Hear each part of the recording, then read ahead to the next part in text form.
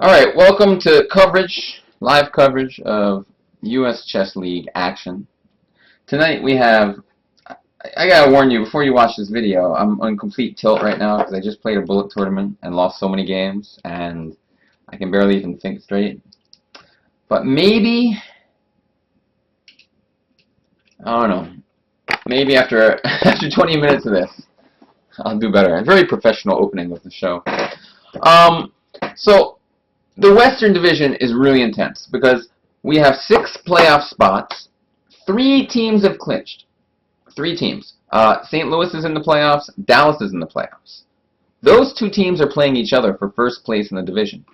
Also clinching a playoff spot is Las Vegas. They could get anywhere from 2nd place to probably down to 5th or 6th place. So that's going to be a really... There's going to be a lot of really important games between Vegas, St. Louis, and Dallas. Vegas really hopes to come in 2nd. They hope to win against San Diego. San Diego is out of the playoffs. And if they can do that, they'll probably get 2nd place and get that important first round bye. In other news, we have Arizona facing Seattle. Now, I haven't quite figured out what happens if they draw.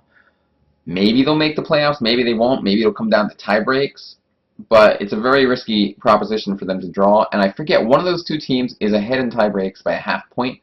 I believe that it's Seattle. I'm just going to double check. I don't want to get my numbers wrong.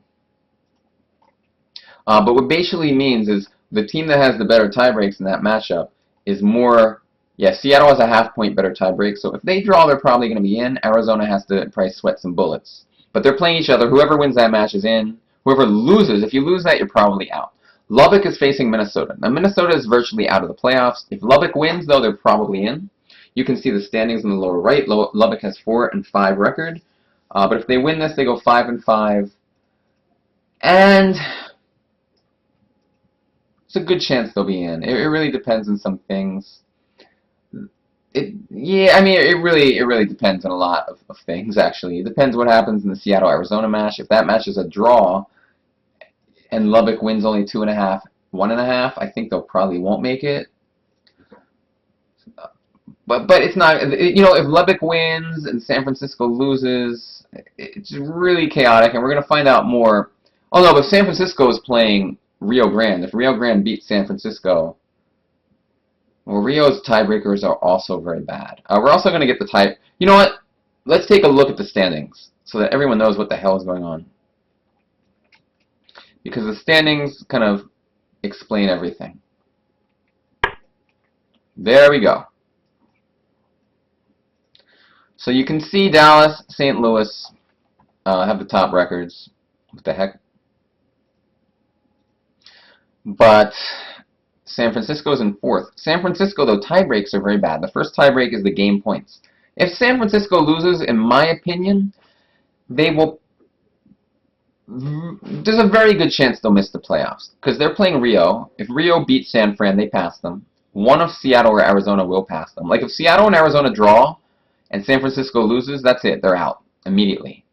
If one of the teams wins between Seattle and Arizona, and San Fran loses, and Rio Grande wins and Lubbock wins, San Fran's also out. So they're in 4th now, but they can easily miss the playoffs. So we're gonna definitely keep an eye on this stuff as the matches go on.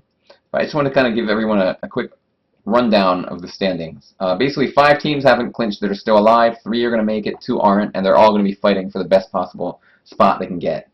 Rio Grande, what city is Rio Grande? Somebody asked. Well, they're playing near the Rio Grande River. And their team is kind of based on, why am I forgetting the name of the school? There's a well-known chess school, Brownsville, and they have a lot of strong players there. There's actually 3 teams in Dallas in the league: Lubbock, Dallas, and Rio Grande. Dallas has a lot of strong players. But anyway, we're going to take a look through these games now. Bartholomew, very solid player, playing Gorovets, who's been playing well all year. I think Bartholomew has a fine position. He has 2 bishops. He plays his move b4 to open space in the queen side. But at this point, it's still a very complex position. Although honestly, I do like White's game. I just kind of like the fact that if this pawn ever moves, the white bishop gets the d4 square. So like right now the bishop comes to d4, which is nice. And take a look at the knight on g7. Where's its future? I don't know. The knight on g7 is dominated by the e4 pawn and the d5 pawn. So if we take a quick look, knight goes here, we take it. Knight goes here, we take it. It's just hard to find a good spot for this knight. The bishop has this square. The queen can come here, put more pressure on f6. I mean, I just kind of think white's better. So that's bad news for Lubbock. Because Minnesota actually can't make the playoffs, but I know they're going to try. They're going to try to be a spoiler.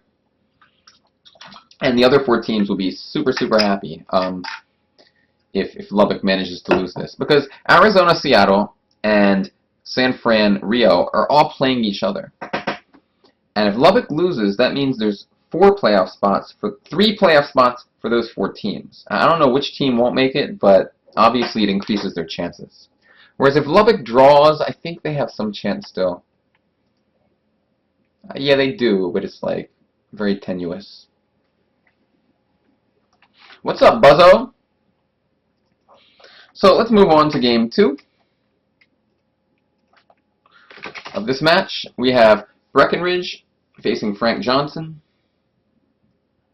Okay.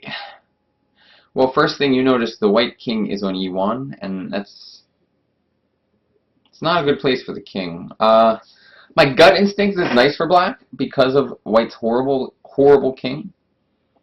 But if white can find a way out of that, it should be okay. I'm just trying to see, is there one? I'm sure I'll come up with something, but in the meantime, white's knight is going to hop into g5, maybe f3. Black can even capture on b4 next move. Something tells me I like Minnesota's position. So I don't like this for Lubbock either. Board 3, we have Wasiluk versus Torres. And white, I kind of like Minnesota's position again. This is not looking good for Lubbock. The bishop on f3 and then is eyeing the c6 pawn. The knight is active on e5. The rook's about to come to the d file. Both rooks will be in open files. Lubbock has their work cut out for them. Let's just quickly check board 4. But the problem on board 4 is Minnesota has a strong player there too. Although Lubbock's playing a strong player on board 4 as well. And this game is at least, pretty balanced. It's more balanced than the other games. Can white go f5 is the question. You could, but it's like black can probably just take it, and I don't think that white has enough compensation. So this one's pretty even, I'd say. But first 3 boards, I like Minnesota in all 3 of them. Somebody asked, isn't knight c2 hanging? I wonder which game he was talking about. Let me go check. Must be, oh crap, I just accidentally unobserved all the games. I don't even know what that means, knight on c2 hanging. I don't see a knight on c2 in any of the games. Yeah, Veni Vidi Vici, it's like the one weird way Minnesota can make it, right? If Minnesota wins 4-0 and Arizona loses 4-0, but I just discount that as a possibility. Now these teams are fighting for the division championship. And it's Conrad Holt versus Ilya Nizhnik. Both really strong players. Whoever wins this match will win the division. That's it.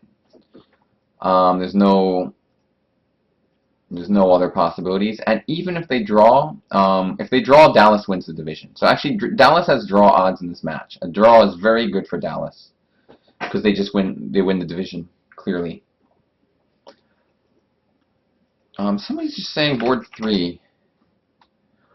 Oh, they asked, doesn't black have knight c2? Well, I thought it was white's move. Oh, because he went bishop f5. Oh, knight c2. I'm sure it's good for white somehow. Knight c6 maybe. Knight c6. Knight takes rook. Knight e7. Maybe it's not that good.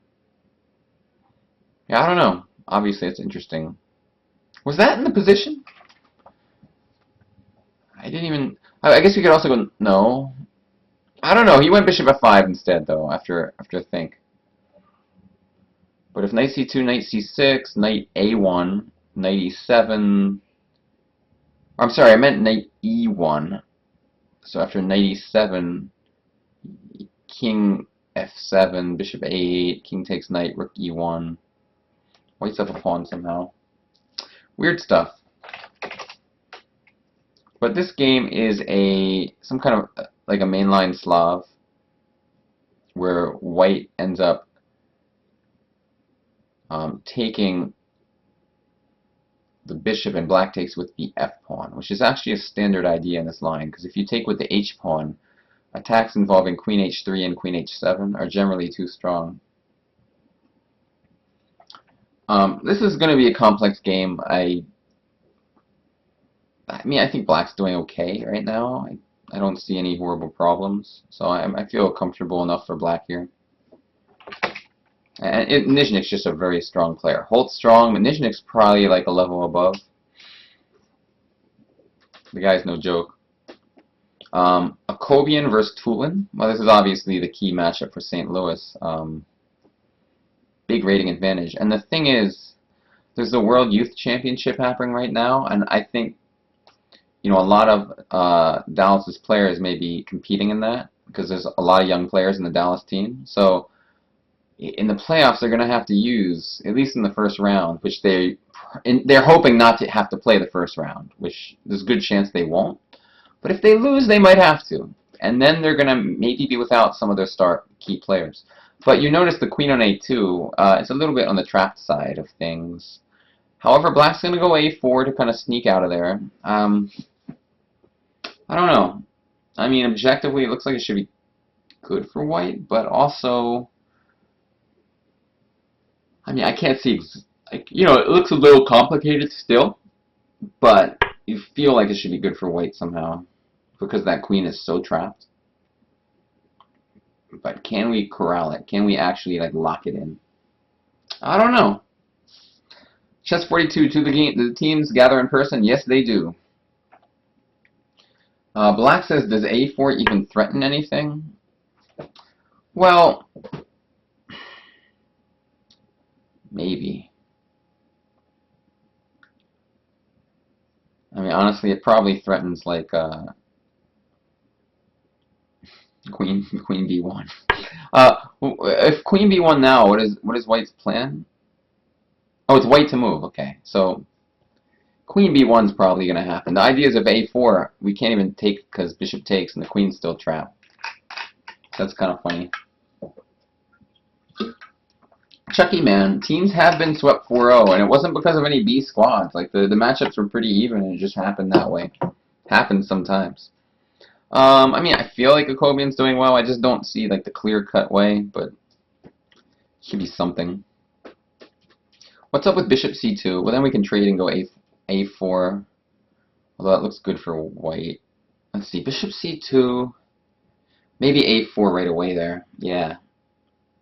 Yeah.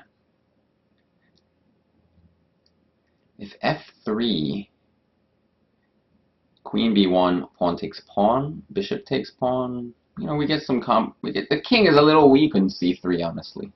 This is not going to be so simple. I'm really curious to see how this game ends up. I mean, Akobian's a big rating favorite, but not so simple at all. So we got Jayaraman with 2,300 rating playing Spencer Feingold. Feingold has been tearing it up lately, pulling off some nice upsets in the last few weeks against higher rated players. And this time he is down the exchange. This is the second week in a row he's been down the exchange. Although I think he has less compensation this time than he did in the last week. White's probably doing well. This is probably good news for Dallas, which they might need because, well, they might need it because they're outrated on boards 1 and 2. I don't know. The Brooklyn Living Legend says he liked queen b1. Yeah, but it's white's move in the other game.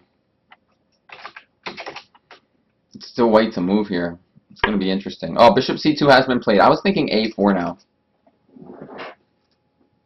And if rook b4, oh, rook b4, queen d5. And then what? I don't know. I don't know. Let me put this on an examine board because I think it's really interesting. So a4 threatening the rook. I think you have to Oh, you just take. No, no, sorry. Shoot me in the head, please, if I make another suggestion like that. Queen takes rook is the problem. Rook to b4, and I was thinking queen d5. Now, you can't take here because it's checkmate. Meanwhile, black's threatening this move, just winning the game. I'm having trouble finding good defenses. I mean, like rook c1? Rook d4, this wins the bishop on c2. Bishop a4. I missed that.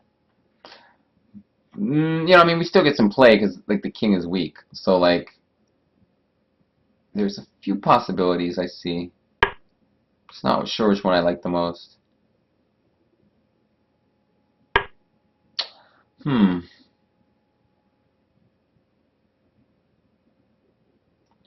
mean, we can do this, and then, like, take this and just try to, like, sneak in this way. And it's not so easy to defend this f2 point once we take on g2. It's just like a little awkward. The king's a little awkward this game. So I'm really curious to see how this one turns out. And Bozo is agreeing with everything I say, pretty much. Just complex game. Oh, and this is what happened. He played a4, rook b4 has been played, and then I said queen to d5. And it's going to be really... queen d5 has been played. Is Jacobian ready? He can go rook c1, but that looks horrible. It looks horrible. Is it horrible? Yeah, we can just take on c2, and then queen d3 is mate. So rook c1 loses immediately. I think bishop... Probably he has to go bishop a4. I don't see much else. I don't see much else.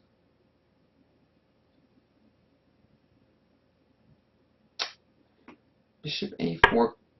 Oh, I did not see that move. Wow. Totally overlooked that move. Is it good? Probably. You know, it's just easy to miss walking into a discovery like that, but it's clearly a good move. Wow. Totally missed it. You know, the Jacobian is a strong player. He sees things. Man, I can't find a way to break in.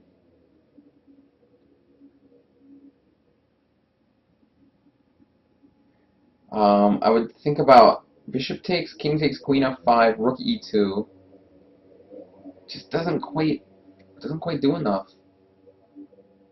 Unbelievable. Maybe no. I can't find it. I can't find it. And the people watching on Twitch are agreeing. Very nice move. Huh.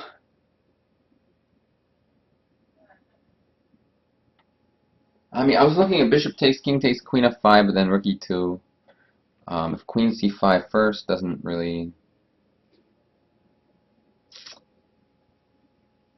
help. Yeah, I'm running out of ideas. Well, genius move from Jacobian. On board 4 of this match, holy crap. Rosenthal is up 60 minutes on the clock. 6-0. Met Pally, strong young player, but does have notorious time trouble problems. Like, I look at the position, his position looks nice enough. I mean, the pieces are kind of aiming at the white king. Black has an isolated pawn, but you know, black's pieces are pretty active here. It should be okay for him. But his time disadvantage is a big problem. And, you know, Nicky Rosenthal on board 4 is a very strong board 4, in my opinion. Because I think he's much stronger in his rating as well, especially in this internet type play. Like, he moves fast, confidently. Time control is pretty fast. So, Matt Polly's going to have his work cut out for him here, just because the 66 minutes to 8 is a big problem. Big problem. We're going to go back to board 6 because somebody just asked a question in the chat about bishop to f1. The thing is, you win the g pawn, who cares? It's not a relevant pawn in this position. Like, the king just moves over. I'll demonstrate. King to c1, but good question. Bishop takes, and this pawn is not relevant so much. I can probably win with rook g1 also. Yeah, it just wins the bishop, I think. Yeah, if queen here, bishop to e4, and the bishop is pinned. But moving on, let's move on to the next match. This is a key match because it does determine the division winner. I think St. Louis is going to win it, honestly. I think they're doing well on too many boards. I think board 2, board 4, all very good for St. Louis. Board 3, though, I like for Dallas. Board 1, complex. But my gut is that St. Louis will take this match and win the division. San Francisco versus Rio, big matchup. Big matchup. The position here looks pretty standard and early on. The only thing that's odd is how much time everyone's spent. They're both spent like over. They spent a lot of time to get to move 12.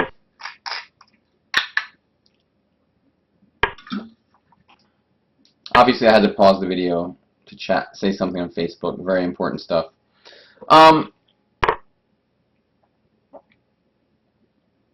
Yeah, I mean, Black's putting pressure on c4, but I don't know. Is it so important? Is it so strong? White has to do something about it. Go knight e4. b3 allows bishop takes a3. I actually kind of prefer Black's position. I think the pressure on c4 is actually kind of annoying here.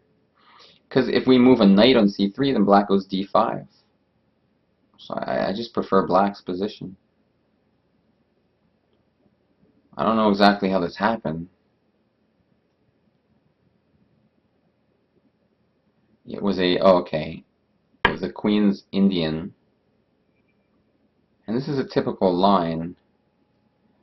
But White's did something a little different than usual. His pressure on the c-pawn is just a pain in the butt. Yeah, I don't know. I just don't like it.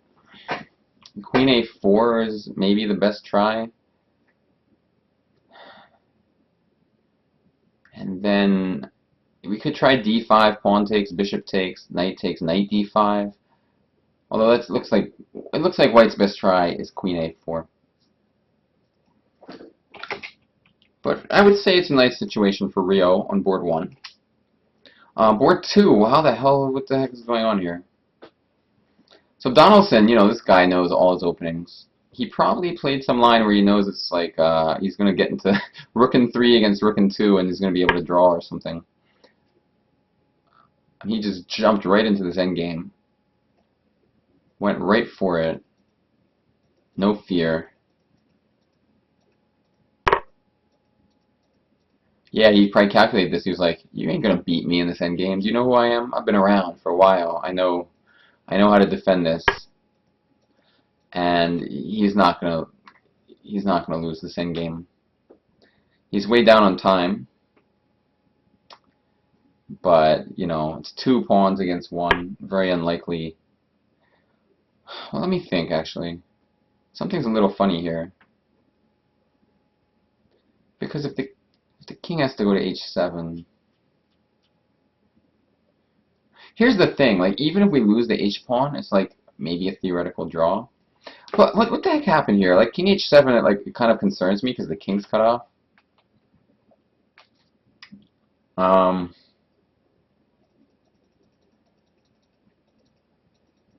So if you're going to try to win an endgame like this, it's always good to have your pawn on g4, stopping Black from going like h5.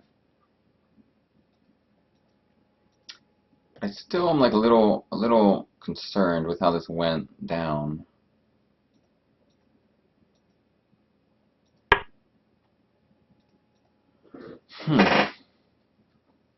It just seems like it could have been a little more technical, the defense. People are saying king f7 should be a draw. Yeah, but theoretically, in practice, I would not be surprised to see White win. This will be interesting. It will be interesting to see what happens. I mean, my gut tells me it should be a draw because 2 against 1, but I don't know. I think it's like a little less obvious than usual. Here's the thing. I don't know. I don't know. This is going to be interesting. And I wouldn't be shocked if Donaldson loses this, actually. But we'll see later on. Critelli is playing Almeida. And these are two very, pretty solid board threes. The position looks pretty balanced to me. Black has two bishops. White has a nice knight on e5. Who's better? I don't know. It's hard to say, but I think that, white's, both sides are at least okay. And rook e3 looks like a nice enough move for white. Rook e3 with the idea of rook h3. Just shuttling the rook over to the king side. It's hard for me to believe that, like, white is worse. Rook e3 actually threatens to win the queen. Rook h3 would trap the queen. So that's a problem. I guess then black might... No. I was saying black could try and put the queen on f5, but then we can go g4 and trap it. So, I mean, I like rook e3. I don't see too many other great ideas. So that's what I would do here. Somebody says in this game they don't see what white does with the... Oh, in the Stupokin game. Oh, which game are we talking about? Word 6? Oh, God, why can't I find the game that we're talking about?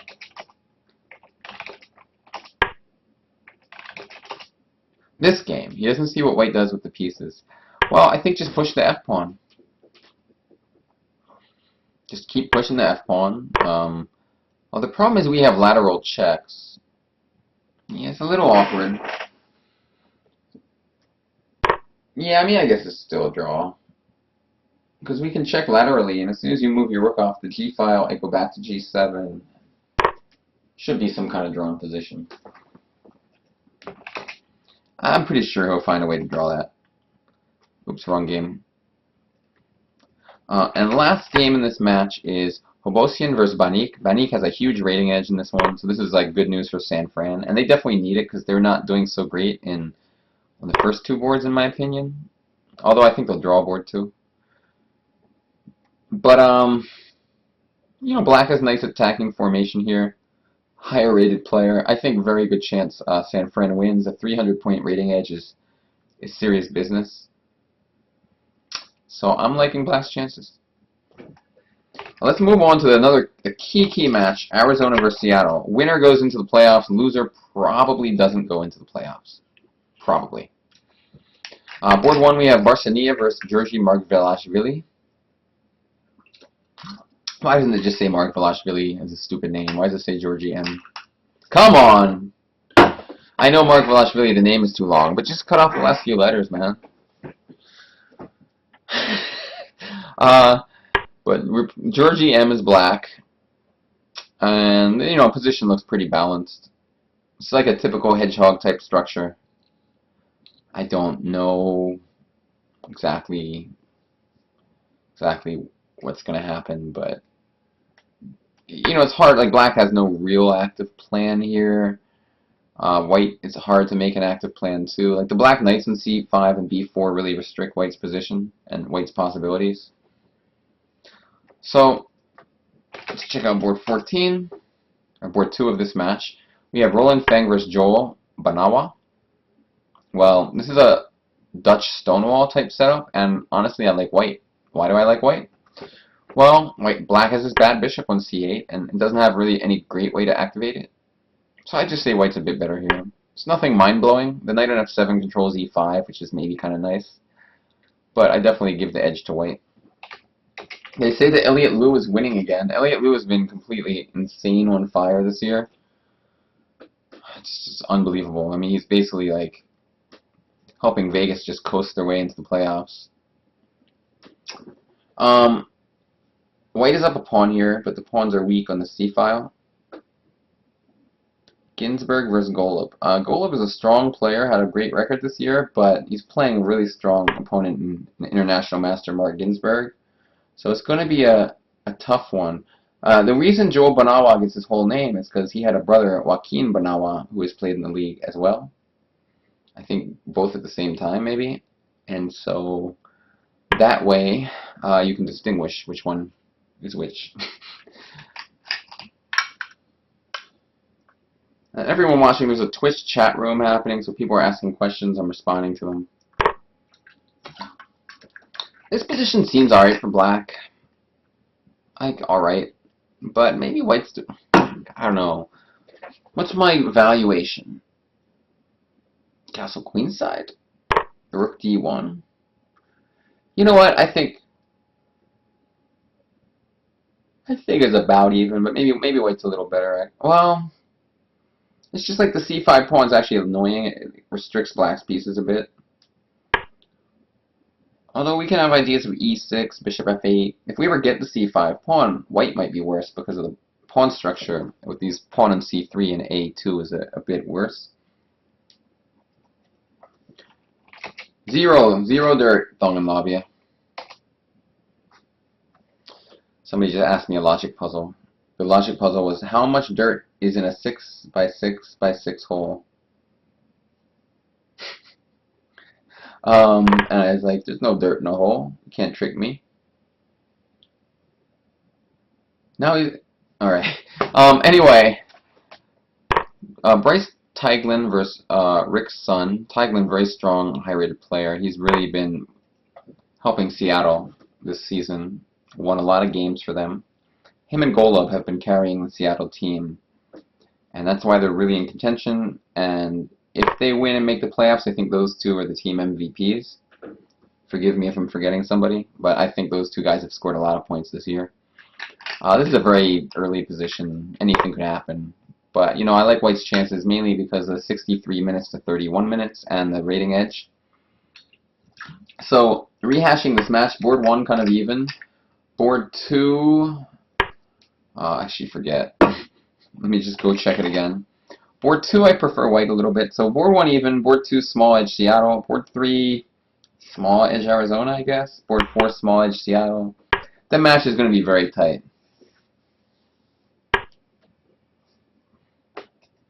Now let's go to the last match. We have Caden Trough versus Keaton Kiera. This match began just an hour ago, so it's pretty early on still. Seattle is completely eliminated from the playoffs. They have 2 out of 9 this season, and you know they're a better team than that. It's just things didn't work out for them this year, and so they're still fighting hard. They want to win this match. They want to be a spoiler, mess up Las Vegas this season.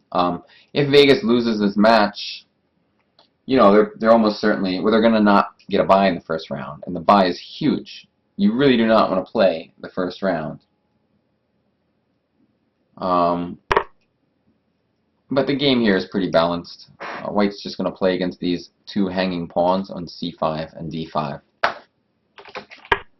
Board 2 of this match, we have John Watson. He's playing Hernandez. Watson's actually had a big win a few weeks ago that gave San Diego... Wait, what happened? San Diego, I think, drew a match, but Watson had to win the last game in order to draw it. So he's been playing pretty well this year. Alberto Hernandez for Las Vegas. Actually, he's been playing a bit, but I don't know what his record is this season. He has 2 out of 5. So he's won a game, lost 2 games, and drawn 2 games. But the position seems pretty balanced still. It's very early on. I think these positions are typically okay for black. But still, you know, the knight's probably going to swing over to c4. You can maybe say white still has a small advantage. Or definitely like some kind of advantage here. It's knight e3 to c4. And the knight on c4 is very happy. So I prefer white a little bit. Elliott Liu with white against Morchetti. They said Elliott Liu was winning already, but that's a big stretch. It's just the opening. And black has played a very strange opening. I mean, the position's very odd. Like, this is weird. Why don't people just play normal against Elliott? Like, this is the second week. Like, last week his opponent played very strangely also. Like, it's just black setup's just odd. I don't know how else to put it. Like, playing f6, having a knight on g8, it's just not... It's not the most normal thing.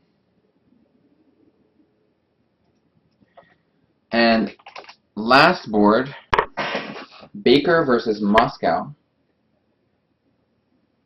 Eric Moscow, hugely outrated in this game against Baker. And I kind of like White's position also.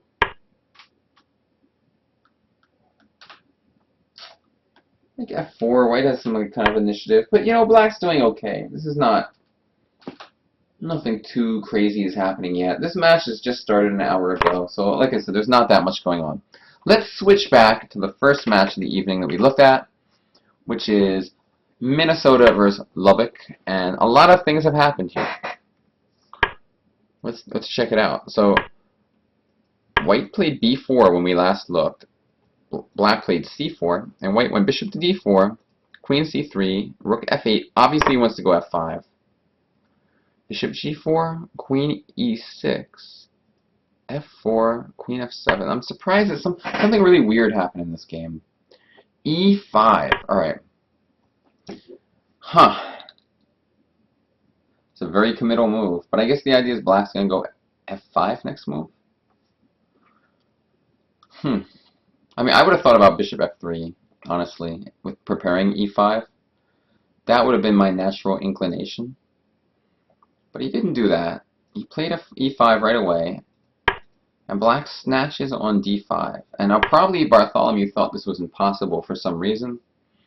If pawn takes pawn, queen takes pawn, bishop E5 does win the exchange on B8. Also, we can capture on G7 after pawn takes pawn. So, understandably, this looks pretty pleasant for White still. This bishop and queen on this diagonal look really nice to me. So the more I look at it, the more I think that E5, made some sense. Board 2. Again, I was scared of Breckenridge's position, and I still am. The only plus side is his bishop on F8. Johnson's bishop on F8 is not included in the action. If knight C2 check, White can go queen takes C2. Oh, and then bishop takes F6. So can we find a good move here for Black? It's not so easy. And White's planning to play, well, I don't know what White's planning to play, actually. White's still a bit stuck here. I would consider a move like B6 maybe. Just trying to break through, make a weakness on C5, and get the bishop on F8 out. Like, if we can just include that bishop, White's position might collapse. So I would think about B6 with just the idea of taking on C5 with the bishop. If White ever goes king F2 to try to get the king out, we just take on E4. White's knight on E4 is pinned. The queen on D1 really has nowhere good to go. So B6 strikes me as this standard move in a position like this. I like it. I would just go B6. I like Black's position. I think it's hard for White to be doing well when you can move basically none of the pieces. Board 3. This position, oh, we have to update it. Well, not much has changed. White's like slightly better. Yeah, White's better here. But it's nothing mind-blowing. It looked worse earlier somehow. And board 4, Andrenko versus Matson. White is up a pawn. But Black's knight on F5 is pretty strong. But White's going to get a G5 square for the knight. And a rook on D1 to attack the weak D6 point. So, I don't know. I kind of like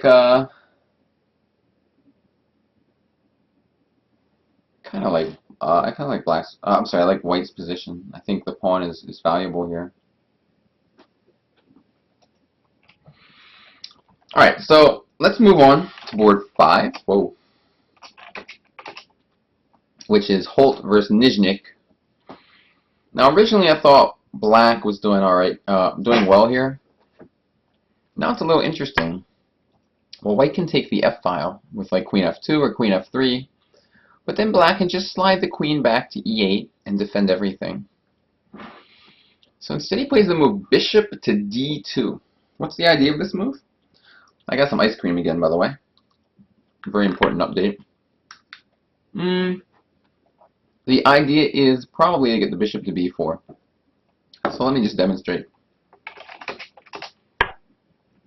If rook takes d4, queen f2 attacks the rook, attacks the knight, and black is winning. White is winning, sorry. So let's say instead he does something like, I don't know, some random move. I don't know. What's a random move we could play? Let's say he goes b4, which is pretty bad, I think. Well, now b3, and now white can go rook c2, pinning the bishop. But it's not actually pinned, because we can take. And after rook takes queen, rook takes knight, checkmate. So this is an interesting move, trying to find a way to get that bishop in the game. The plan is basically b3 and bishop to b2. If black goes h6, well, we can just take it. So the king is kind of like a little awkward here. Maybe knight to d7. That looks kind of natural. Because now, I'm not sure. We can maybe go b3. Oh, we can go queen f7. A move like queen f2 or queen f3 is annoying now, because queen e8 is not actually working anymore. So I don't know. I think Nizhnik has some problems to solve here. And I'm not sure how easy they are to solve. I haven't found anything clean at the moment that Nizhnik can do, but there's probably something. Okay, a bunch of moves have already been played. He preemptively played queen e8. So now the idea is we're threatening to take on d4. So that makes sense. But now white's plan is b3 and bishop to b2. And Nizhnik has to think again. And Nizhnik's pieces are passive. The knight's on f8, the queen's on e8. I mean, I like white. I like black. I felt black was comfortable earlier. Now I think it's totally different. I think Holt has the advantage. Clearly it has the advantage. It looks really, really strong, actually. Maybe we should... I was thinking rook c7 to f7. But it just looks like a bad position. So Holt, in my opinion, is really pushing here. Oh my god. I'm eating half-baked. Unbelievable stuff. On this board, it was really interesting earlier, and Akobian played this really nice move, king d2, and it looks like black was unable to solve the problems, and white should be winning here. I mean, black can check the king a bunch, but white has 2 pawns and 2 rooks for the queen, and this b6 pawn is very far advanced. So probably Akobian's going to win and get the point. Going to get the point for St. Louis. On board 7, or board 3 of this match, Jayaraman has extra in exchange. Just looks good for white. I mean, I don't think this is going to be the week where Spencer's exchange sack works out for him again. And you know, there's one sacrificial attempt that you might be scared of. For example, knight f4. Pawn takes, bishop takes. But this type of thing is generally not too strong. Because let's say we just go queen d2. And now we can just be very calm, rook e1. And this bishop is a very good defender of the king in such positions. You can make a check, but I can just waltz over, and it's not easy for black to continue the attack. And then white's going to counterattack and pretty much win the game. And so this one I think Dallas will win. So I say St. Louis on... I like Dallas on board 1. I like St. Louis definitely on board 2. I like Dallas on board 3. Oh, this actually happened? He actually played the sack, but I just don't think it works. I mean, I think the defense is too easy. But we'll see. Maybe I'm missing something. My cat's meowing his ass off. What's up, Chef Bra?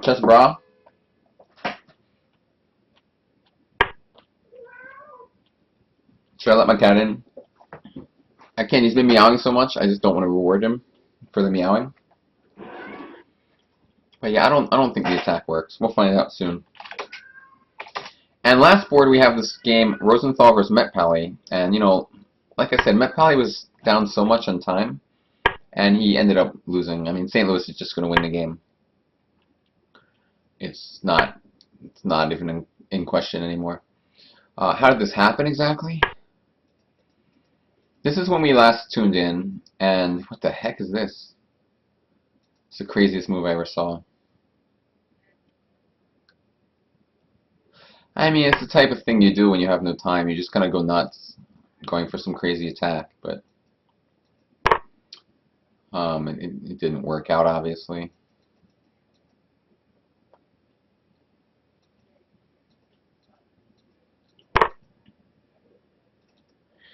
Yeah. I mean, time trouble is the devil's work. When you're in time trouble, you're just not going to play very well. All people with time trouble problems should make it their #1 priority to fix. Like, just stop studying chess. Just fix it. Just spend 6 months trying to fix it, and like literally just don't care about anything else. Like, because it's probably easy to fix if you really focus on it. And when I say really focus on it, just stop everything in chess. Every single thing you think you're studying is important, it's not. If you have time trouble problems, you need to fix it before. Don't study an opening. Don't study a tactic. Just move fast. And just do that for 6 months. Stop worrying about your rating. Stop worrying about qualifying to stupid tournaments. Fix time trouble so that when you're older, you're not going to have 4 minutes left on move 30 every game. Because there's so many people, so many young players that have this problem and never fix it. And it just, drives me insane. And it probably drives them insane, too. Like, really, you should just, you just cannot play like this. You cannot play where you have 8 minutes left in a normal position, like on move. I don't know what move it was. It was like move 22 or something. It's just you can't do it. Well, BJH, I'm ranting about time trouble because it's like so obviously horrible. And Metpali is a super talented kid. He's only 10 years old. Now is the time. Now is the time to fix it. The longer you have a problem like this, the more likely it will never go away. Like, you will be facing it for the rest of your chess playing career. And so you just do it now. Like, just don't study anything. Every tournament you play in, don't try to play good moves. Just don't. You know, it's an obsession with the ratings, too. Like, obsession with whether you win or lose that also causes this problem. Like, just be obsessed with one thing. Moving fast. That's it. Everything else is secondary until you fix this crap. And people just need to do that. So that's all. That's my rant for the day. Railbird says, time trouble problem is a pruning problem for me. You have to look at all critical variations in a given position, right? No, you don't. You have to make a practical decision every move about how much time is reasonable to spend, and if you're exceeding that time, you just have to choose something. You can't just sit there forever thinking about some random position where there's no tactics. It's just not reasonable. Anyway, it's easier said than done because I have so many students who have time trouble problems. I don't yell at them, but I'm like, yo, listen, like, it happened at one of my camps. I told a kid, like, listen, only thing I care about, no time trouble. It's the only thing, because they all played like this training tournament that was rated. What do you think happens? Every single game, time trouble.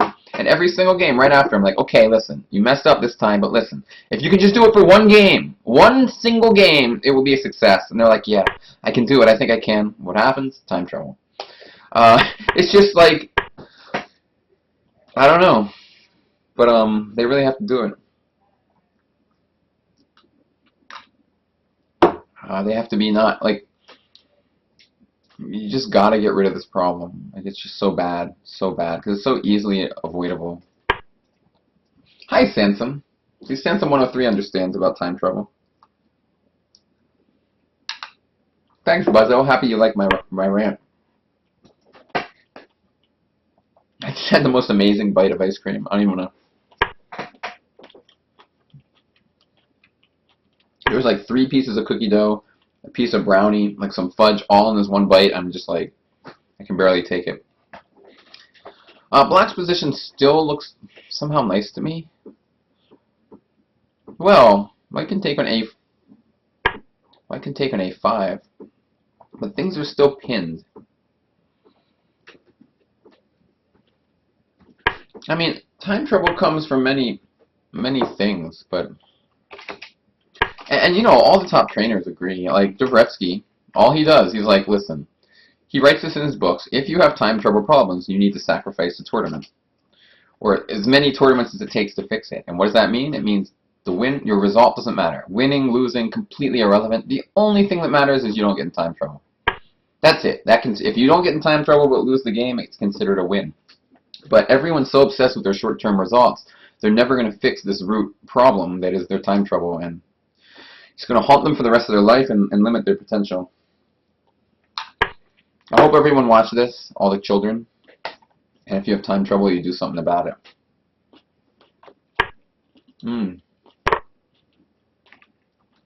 Chess Quack says, I had time trouble issues till I was a 2100 player. Sometimes you grow out of it as you improve. Yeah, but a lot of people never do. And it's not great. By the way, back to Donaldson's game. Can White win this is the question of the day. I mean, probably not. The H-pawn is going to be too big of a distraction.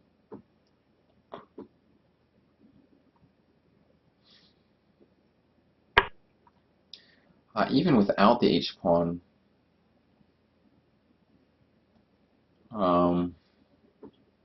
let's see, F6, H4, Rook E4. That actually looks annoying.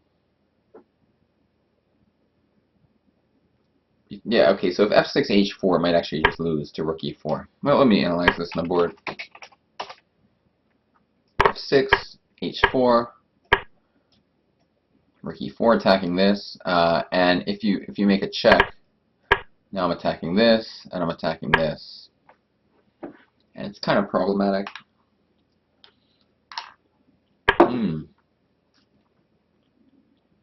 Probably it's a draw. I mean, probably it's winning. So H4 I don't like. What should black do instead? My gut tells me King H7. There's a problem here. This is like a theoretical idea. King G6 and King here. And as long as the rook is not on like this square, it's usually a win. I'm sorry, a draw. Because white, if the rook's on the A6 square, white can do something like rook to E6 followed by King G8. It's like a theoretical idea. Oh no, but I could go rook A8 here. It's a different position I'm thinking of. Yeah, like the rook has to be on the other side of the pawn. Long story. But this is typically a draw because of here, rook check. So I think King H7 is the drawing move. You probably don't even need this pawn, but I could be wrong about that. Because we have the rook on the long side. Let's see what actually happened. White is thinking about what to do.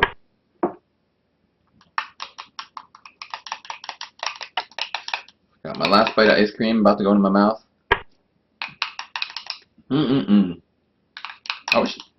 I should make more ice cream eating videos. Buzzo says I'm right about it.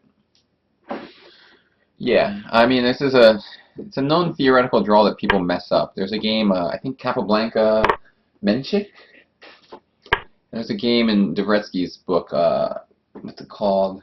School of Future Champions, Book 1, Chapter 1, somewhere in the first chapter. I think Ermolinsky versus Pecker?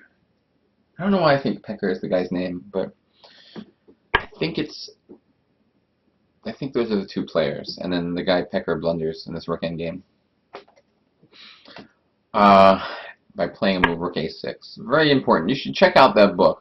School of Future Champions, Dvoretsky's first book in that series is unbelievably good. Especially, I love the first chapter especially. But there's other great chapters in that book. Anyway, we will see what happens, and if Donaldson plays it correctly, which he probably will.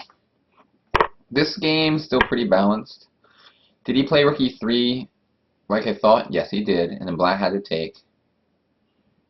And I mean, I kind of think white's This is probably fine. I mean, both bishops are strong.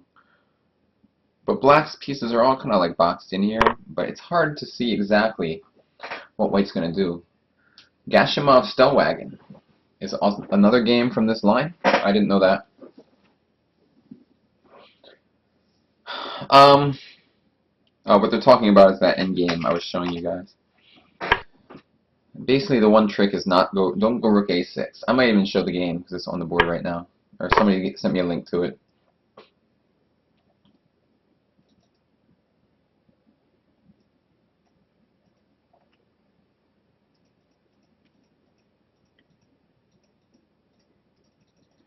Let me just see if it's worth looking at. No, it's a different way to mess it up.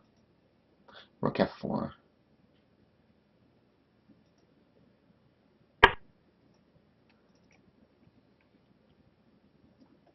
Yeah, Canadian moves.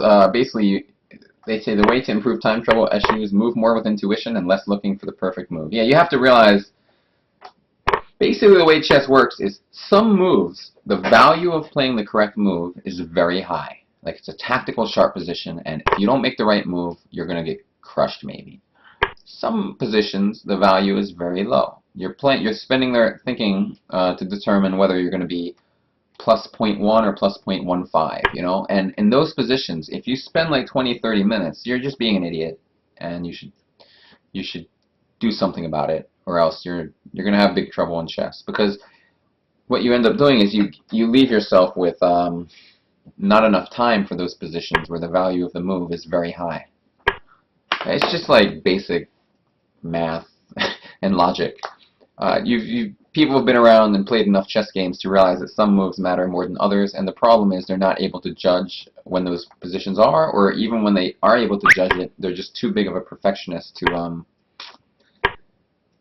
let go. How the hell did this happen? Somehow black lost this game. I don't understand what happened. King g6.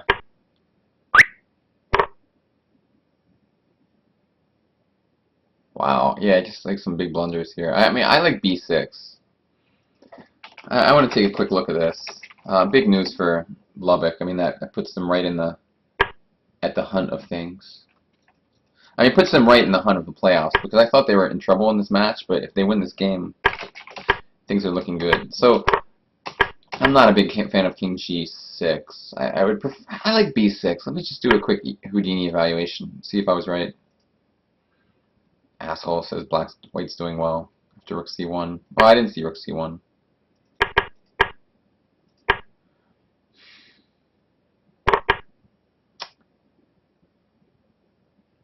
A5. Why A5? I assumed A3. No, of course G5. Why not G5 right away? Why do we need to go A5 first? Like, what kind of garbage is this? I don't understand. Nobody understands. Okay, it still thinks black's doing well. Or black's doing okay. But King G6 doesn't like so much. I just can't believe that this happened. Yeah, Queen E4 check. The idea is if rook takes, bishop takes, and then we're going to take this queen and be up like a rook. Well, amazing stuff.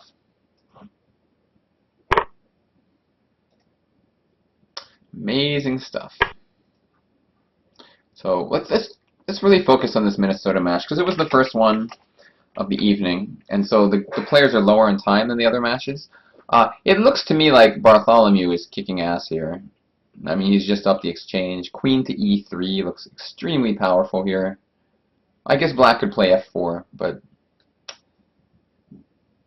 it looks really bad. Then we have a pawn in e5, or e7. We're up in exchange. Black's king is weak. So I think Minnesota will get this one. On board 3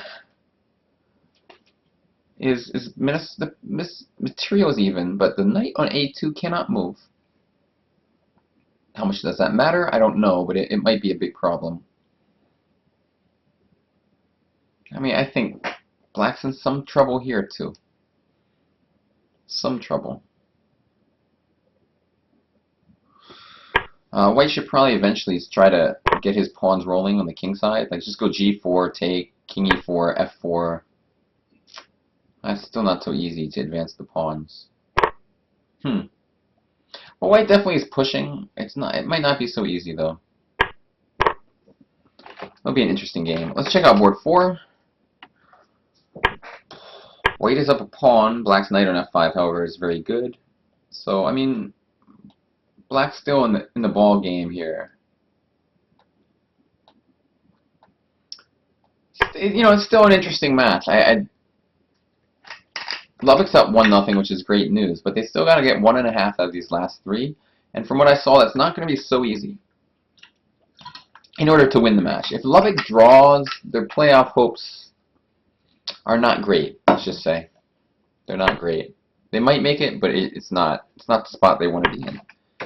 Let me just real quickly go to the Arizona match is also really important. I want to make sure to keep a good eye on that because the winner goes to the playoffs and the loser's out. Yeah, maybe it's time to go to dual boards. Yeah, we're going to go to 2 boards. I mean, the action is getting fast and furious right now. And like I want to make sure, I want to have Bartholomew's game open. Okay, he just traded queens. It should be, let me count the material, but it should be winning. He's up a exchange for a pawn. But, I mean, well, what if king f7, rook h6 is annoying. Rook h6 is probably coming next move. And then ideas of rook takes f4. Black is in big trouble in this game, and Bartholomew has played very well, I think. On the left side, we've been looking at this game a bit. Rosenthal has already won. The bot game, still complicated. Donaldson game, Stukopin's just trying to find a way to make something happen. Hobosian versus Banik is 1, 2, 3, 4, 1, 2, 3, 4. Okay, black's up a pawn has an active rook on the a6 square, so black has the advantage here, and also a 300-point rating advantage. So his chances to win are very good. Board 11, we have this game we've already talked about, which seems somewhat better, like a little better for white, definitely, because the white rooks are better than the black rooks. Barsania versus Georgi Margvelashvili, very balanced position, but should be okay for black. The knights in c5 and b4 are like really strong. Board 14, I still prefer Feng's position a bit. I mean, he still has this like Morse bishop on d7, but at some point he has to figure out what to do, and it looks like he's going for some kind of e4 idea.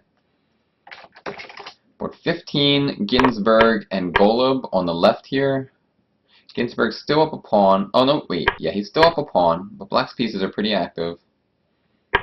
It's going to be an interesting battle here, because the extra pawn is doubled, so it's not easy to convert this extra pawn, or even claim any advantage with it. And board 16, Teiglin versus Rick Sun. I mean, Rick Sun's having the problem that we talked about. He's down 55 minutes to 6, which is going to, it means that white's just much better. I mean, when you give 50-minute odds, you're in big trouble, regardless of whether your position's okay or not. I kind of like white's position also. I feel like we're going to castle queenside, go king b1, rook g1, and start some attack. And by the way, Kobian has officially won, but we knew that was coming. He was just winning his position pretty easily. So St. Louis is now up 2-0, which means that let's do a real quick check up on Conrad Holt. And then we're going to go look at the Vegas versus San Diego match, although it's probably the least important of the matches tonight in terms of the playoff standings. I mean, white's just better here, clearly. Oh, wait. Black is going to suffer for a long time. White can take on a b5 now. The problem that black has is his knight and his queen are all tied down to stopping the move rook f8. And mates along the f-file. Like if queen f3, queen e8 is forced. And it's just like, you're just defending. And white's going to have all the time in the world to try to break through. Like an idea of queen f3, queen e8, rook c1, idea of just bringing the rook to the 7th rank this is very dangerous in my opinion. So let me just demonstrate real quickly. Wait. Okay, so I was thinking like queen f3, queen e8, rook c1. with idea rook c7. So forget this extra pawn, but just go for the active rook. And it's tough for me to see how black effectively defends this. Instead, he took on b5, so I don't know why exactly. Because this looks horrible. I mean, this is probably bad too after queen takes b5, but I wonder, did I miss anything here? Maybe there's no threat, is the idea. Okay, queen f3 is actually not mate. That's it actually is, though. Because, like, let's say you do this. Bishop f8 is forced mate. So, I mean, there is a threat of mate. I don't know, this looks really strong to me. Stronger than what he did, honestly, but what he did is also strong. But, I mean, I don't know. That's what I would have tried, probably. But now he's at least not down material. But Dallas has to win this game or they lose the match, and they have to win this game, which they are going to win. So it all comes down to Conrad Holt, basically. If Conrad Holt wins, Dallas wins the division. If Conrad Holt draws or loses, St. Louis wins the division. That's how it looks right now. And I mean, I think he's probably going to win, Conrad. It's just total suffering for Nizhnik, and that would be an amazing win for Holt, because Nizhnik is a very strong player, and to beat him in a must-win game like this, you know, that's just great for the team. That's a great accomplishment, and it will give Dallas a very well-earned first seed in the playoffs, and it'll probably give St. Louis the second seed, because they will draw the match, and I think Las Vegas can't catch them. It's actually the worst thing that could happen to Vegas is the two teams tying. So Vegas is hoping somebody wins, and then that way they can try to catch up to them. What up? What up, yo dog? Rosenthal won. Let's go check out the last game, the last match. I mean, as you can see, it started later because the position is just still pretty early on here between Troff and Kiera. We're just going to look pretty quickly, and again, it's not too much happening yet, but this will be the last match to finish, so we'll check that out later. I like white, by the way, in this position between Watson and Hernandez. I like the knight on c4. Elliot Liu. I mean, of course, I like his position. This black's position looks silly. His development is so slow. White. I mean, it's not like over, but black's gonna have to make something happen. I don't know. Knight g6, bishop e7. But maybe if knight g6, knight f5 is good. Even h4 and h5, maybe. Well, I don't know. Knight g6 looks like the normal move for black to play here. I mean, we just got to get our pieces developed. The only other possibility is king f7, but then how do we get our pieces out? So I don't know. What's up, Kai, the chess player? Welcome to the show. Then we got Baker versus Moscow. White looks better. We have the d5 square. It's a kind of nice square for the knight. So white has some advantage, in my opinion. Chucky Man says, Troff doesn't live in Las Vegas. Does he have to commute to Las Vegas to play these USCL matches? The answer is yes. He does have to commute. Good question. Each team has 2 opportunities per year to have one of their players play off-site for like emergencies and if people are in tournaments and stuff. And each player can only use it one time, that option. There's a bunch of restrictions in place to make sure teams don't abuse it. But in some cases, you can play off-site. I think Caden did so already this season once, so he's not able to do it again. Bartholomew is looking good. Oh, by the way, people watching, is there any recommendation of what board you would like to look at? Just let me know. What the heck happened here? Well, that's bad news for Lubbock. Somehow white lost the queen. I mean, I knew black has some initiative, but ooh, that is. What if king to g3, queen c7 check? Looks deadly. So she sacked the queen, but this should be very bad. I mean, it should be at least pretty bad for white. White's not going to be winning this position. Whereas earlier, white seemed to have some advantage. Like seeing John's game. All right. I mean, the thing about John's game is I think he's just going to win. So it's like not the most dramatic game of the night right now. Let's move to the other match here. Holt Nizhnik, I think, is a really key game because the division rests on it. And this game's still early on. Let's see if Stukopin has moved in the endgame. Oh wow, white has gained something pretty concrete here. Black's pawn structure is now damaged, and so white has more of an advantage than they had before, in my opinion. By the way, Dallas has won on board 3, which we knew was going to happen. Jairaman has won against Spencer Feingold, and so the whole match rests on whether Holt can defeat Nizhnik. I think the chances are very good. And we'll see. We'll see, can the really strong Grandmaster Nizhnik find a way to defend this.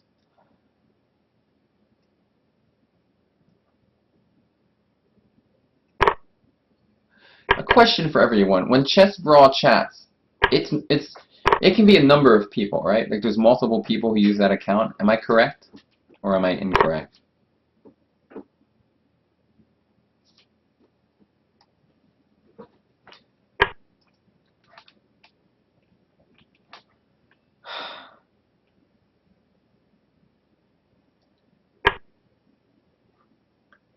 Let's go see the San Francisco match again. The Donaldson game. Okay. Oops, wrong board. What the heck happened here? So f6, rook a6. Does that work here? Isn't that losing after king g6? What am I missing? Doesn't the game end? Okay, king g6 just wins. Oh man, huge blunder from Donaldson. You have to go king h7 there. This just wins because after rook a8, rook h7, followed by f7, followed by rook h8 mate. King h7, very important theoretical move in this endgame. And yeah, bad news for San Francisco. This could put a dent in their playoff hopes.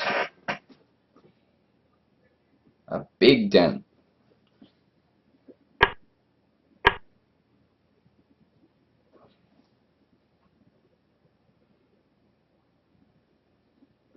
And Donaldson has resigned. Just to demonstrate, sorry, Rio Grande is now ahead 1-0. Back up a move. King h7. I mean, I'm going to turn on Houdini, but I think it's just a draw. Yeah, it's just dead draw. But after, I think it's the only draw. Yes, all their moves lose. Well, it says rook h1. No, all their moves but king h7 lose in such positions. This is obviously, it's an important theoretical position to understand, and as you see, even strong, experienced IMs sometimes don't know all, there's a lot of theoretical positions out there. It's hard to keep track of all of them. But this is one that's very important to understand, that king h7 is the move. And this could really hurt San Francisco. Big time. I want to leave this Nizhnik game up, and I want to look at the other games in that San Fran match and see what it means. Well, great news for San Francisco here. They're going to win this game. Critelli is simply winning. He's up 3 pawns. The game is basically just over. So then you look at board 4, and you have Banik, who is also probably going to win. So I think I spoke too soon. I think that San Francisco is going to be fine, and they're going to make the playoffs. But it could have been ugly. And Rio may still draw this match, which would give them a chance to still qualify. Whereas if Donaldson had found that move, Rio's season would have been over. I think still they're probably going to be out of the playoffs, but they still have a chance. Still have a chance. But alright, Conrad Holt is... The technique here has been very funny. I mean, d5 is like super obvious here. And then rook takes c4. He played pawn takes, whatever. I mean, that's fine, I guess, but I would never have done that. I would have just played d5. It's funny how people play technically. Like, I mean, you know, it really doesn't matter very much, but it's just an anti-technical move to allow, like, the... I guess rook h3 is totally winning still. But, you know, it's just like, you get this position and there's no moves. It's just game over instantly. Like, that's what I would have done. Rook h3. I mean, this is, of course, also winning. But it's just like a little funny, the position. Again, it's like 100% chance to win, so I'm probably being overly critical. I just would never, I would just not do this. And I think most grandmasters would not play like this also. They would have played the way I said. Like Buzzo, what would you have played? You would have played d5, right? If you're still here watching. Chess Bras, you would have done it too.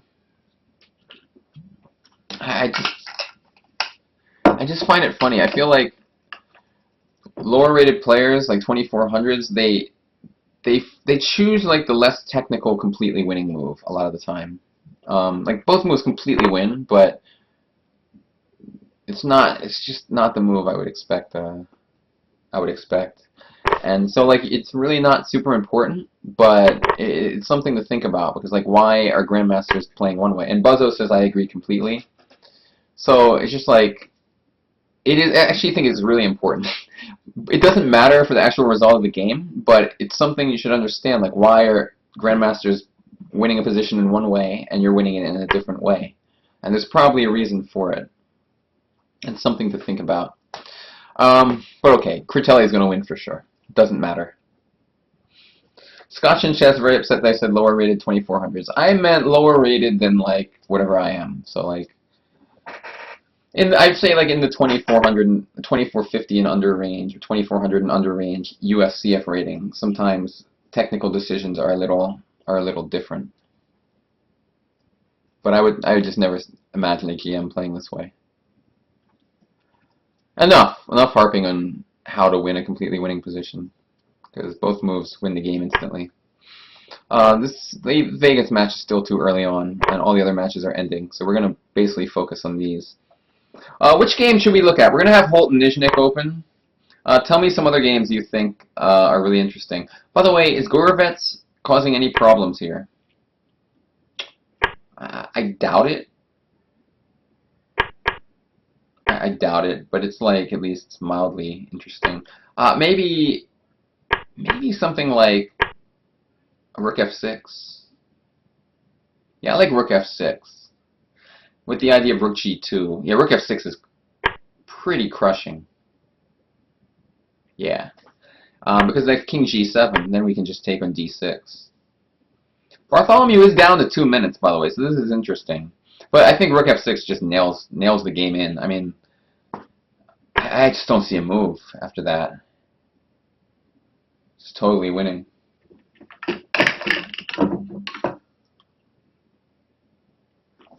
But is he going to do it? He's under 2 minutes. And when you're low on time, you know, mistakes happen, like we talk about all the time.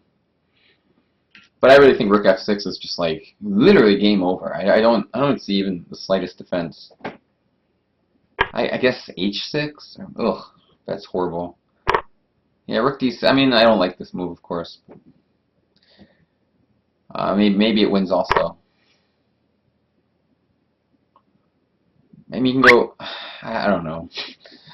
I don't know what's happening. Can somebody who's watching tell me was Rook f6 as strong as I thought? Or did I overlook something? Alright. Some of the strong players watching the stream agree with me. Rook f6 was just crushing.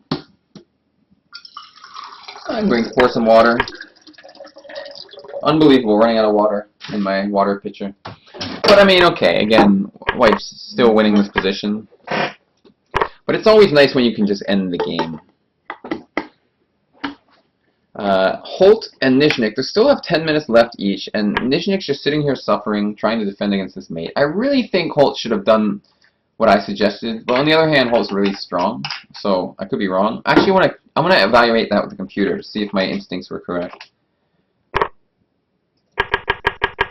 Because I kind of thought, like, you just take the C file, and things are just disastrous. Queen E8. Like, did I miss something after Rook C1? Rook A2. I don't understand, though. It says H5. A5. Alright, let's say do this. Really? Oh, it says white's just winning.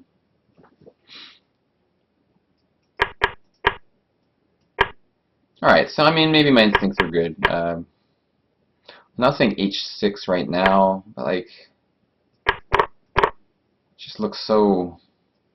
Well, I don't know. I mean, the position is like still... Houdini is not resigning yet, so I guess it's still at least playable. Now it's suggesting this variation. Oh, and it says resigns. Well, I don't know. My idea was interesting. This is still good for white. White's putting a lot of pressure on black's position. And by the way, Chess Quack says Rook F6 looked like the most natural move in the world. But here's what happens. When you're in time trouble, it's hard to see what move is natural and which one isn't. Also, there's a lot of stress happening. Like, you actually, I think, play a little worse. Like, somebody just watching the game like me. You know, me and Bartholomew about the same rating, but I feel like when you're just watching, relaxed, with no pressure, it's easier to find the right moves than when you're actually sitting there freaking out because you're in time trouble. So I'm just like, whatever, Rook F6, but, you know, when you've been playing a game, your time's low, you're thinking about every random thing, and it's just, I don't know. Because it's weird to miss Rook F6, I think. I'm actually going to check, though, with Houdini to see how winning it was. Well, that's funny. Doesn't really like Rook F6. So obviously we missed something. What the heck? I mean, I looked for Rook key, Knight G4. All right, I'm totally. You know, before I go too long just talking smack about a move, I need to make sure I understand what the heck's going on. So Rook F6. What am I not understanding? Like, what is Black's move here? Like, this doesn't work. Knight F3 is just like seemingly losing to me. All right, Houdini, tell me. Knight takes F3. This is what we're scared of. Okay, it thinks the only move is Knight takes F3, but I mean, come on. I mean,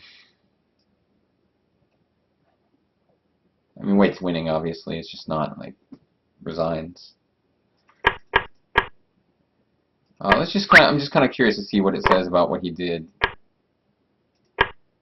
Yeah, it's, like, still White's winning, but, like, just more pieces on the board, I guess. But, you know what? Maybe it's okay. Critelli has won, as suggested. Buzzo says, have to say, G is sharp as a razor tonight. Why, thank you. Because a lot of times I look at these games and I just blunder pieces every move. Bot. This position's too early. Anything can happen here. I don't know. Look at this, 4 minutes to 12, and like, what move is it? I don't even know. But Bot does have time trouble issues in general. He's always had them. So Kovalaev, he's trying to take advantage of it. He's making sure to keep just a little bit more time than his opponent. Maybe Mr. Crow. I'm going to be playing an ICC after this coverage is over. We're going to be playing some blitz chess. So stick around for that. I want to keep Bartholomew's game open still, and Holt and Nizhnik's game. Board 4, I want to check, make sure Banik is winning. It looks like he's probably just going to win. So Sanfran will be up 2-1 at that point, which is very bad news for Rio Grande. Rio Grande had a a rough pairing though. I mean, they put a guy on, the guy on board 4 was a little too low rated, which meant that San Francisco was probably going to win that game, which they did, and now Rio Grande's paying for that. We got to check out the Seattle match, by the way. No games are over yet, but it's like whoever wins that match makes the playoffs, and whoever doesn't, doesn't. Whoa, Black's starting to have some active pieces, but still the F6 square is weak. So this game's becoming interesting. Interesting. Still like white, though. This game on the left, yeah, I mean, we're going to come back to that match because all the games are still, whoa. Well, I mean, I think Taekwon's going to win this one. I mean, wait, is he up a piece? He's just up a piece. Game's over. Yeah, okay, this is 1-0 Seattle. So that game will be over soon. Bartholomew down to 49 seconds. I mean, one thing you gotta say about Gorovets, he has defended this game like an animal. I mean, the position looks so bad for so long, but he's still alive. He's still kicking. He's probably gonna lose. Like Rook D8 is checkmate, and that rhymed, which is pretty cool. But I mean, this guy is fighting his ass off to just hold on for dear life here. What's up, Poker Proin?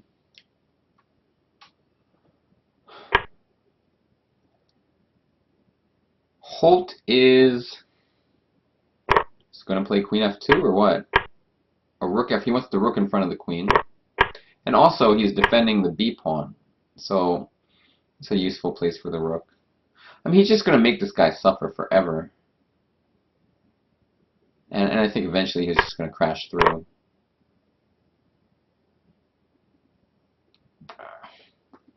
It's not so simple though, but like Queen F2. Why does he never play Queen F2, I wonder? Bishop B4, try to go Rook C3. It's probably stupid. Because Black can just go Queen B6, Queen B5. King E2. Draw? Has been played. Somebody's offered a draw in one of the games. I mean, Rook D8's coming, and it's ugly. Bishop F3 check. Does look like the most logical choice for Black to me. Bishop F3 has been played.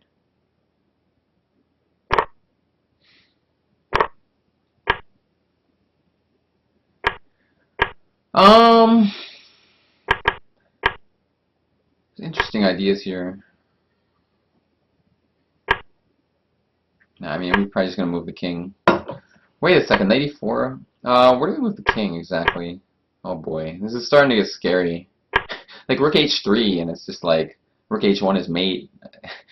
Things are getting scary. I mean, I'm sure White's still winning somehow. I'm sure, but I don't know. Like 94 is also like really unpleasant. Oh man, I don't know. It's just starting to get really uncomfortable. Wow. And 94 looks like the right choice. I mean, they're saying 94 and Rook H3 with the idea of Rook H1. We can go Bishop G1 there, which is like at least not checkmate. But I mean, it's ugly stuff. I don't know about Rook H3, but I think 94 definitely looks good. Rook H3 right away. I didn't love it because of like King E1, but oh, then Rook H1. No, I don't know, man. I just know that Bartholomew has messed this up. I would say it's official now. Bartholomew's messed this up. He may not win anymore. He might win, he might not. But in time trouble, this position is going to be very hard to solve. It's going to be tough. Quest to WCM says Bartholomew going down. I wouldn't go that far. I still don't think he's going to lose the game. But will he win or not? By the way, Banik has officially won. San Francisco, I think, is virtually clinched a playoff berth at this point. Banik gets the win. It all comes down now to Bot and Kovalaev, and Kovalaev has to win.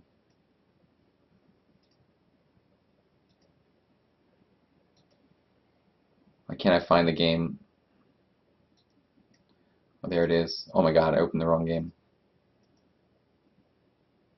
Oh my god, I'm so bad at clicking buttons. Alright, this game is over. So, Nizhnik's still holding on for dear life. See, that's why I kind of like the way I played it. I felt like there would be this fortress, and we had an opportunity to not allow a fortress and to just go for the kill with that c-file play. And I liked it. I liked it better. I'm sticking by my idea. Of course, though, Holt still has a chance to try to win without any risk for a long-ass time. This isn't a very exciting game because the whole division championship rests on it. He finally goes h5. Is this good? I don't know. I mean, he's probably going to go queen takes and then g6, but still like my plan. Around Way Other, we are delighted to be hosted by the Internet Chess Club at the moment. That is the answer to your question. We love the Internet Chess Club. Their software is great. They're very, very helpful for us, and it makes the league run very smoothly. And you know, we can do the commentary here for everyone. But I mean, ICC's software in terms of lack of bugs and everything like that is top notch. In past seasons, when we played games on other sites, there was all kinds of bugs happening left and right, and so that's why, you know, we're very happy to be in the Internet Chess Club right now. Buzzo says Holt's attack looks pretty devastating. Yeah, I mean, eventually he's probably gonna make something happen. What is this move? Knight c6. Why can't I go queen f4? Queen e8? That looks so ugly. So ugly. Wow. But still, there's no, you know, we just still like can't quite 100% break through. Bartholomew has played bishop to e5. You know he's freaking out right now. I mean, the only thing that Minnesota has in their favor is that this game is not the, they're not going to make the playoffs. So otherwise it would be even more stressful because like their entire, oh, rook h3, rook h2 is now playable. That's a big news. By the way, Lubbock has lost on board 4. If you remember, they were down a queen on that board. So they lost that game. We should check in on board 3 of this match. Torres offered a draw here. What the heck is happening? I mean, the h-pawn. Oh, we should check this match out because Lubbock's fate rests on it. And Lubbock really, they need to win this match somehow, but it's zero chance now. Zero chance. I mean, they're worse on both boards. And Bartholomew has eased a lot of the pressure here. Big clutch. I mean, the thing is, Black does get the h-pawn now, so it's not like a walk in the... It's not so easy to win, let's just say. I don't know exactly what's happening. Earlier it was much better for Bartholomew than it is now. That much I can say for sure. This looks lost, like f7. The Torres game. Like f7, king e7, f5, king f8. Oh. And then how do we break through? I don't know. It's not so obvious, actually.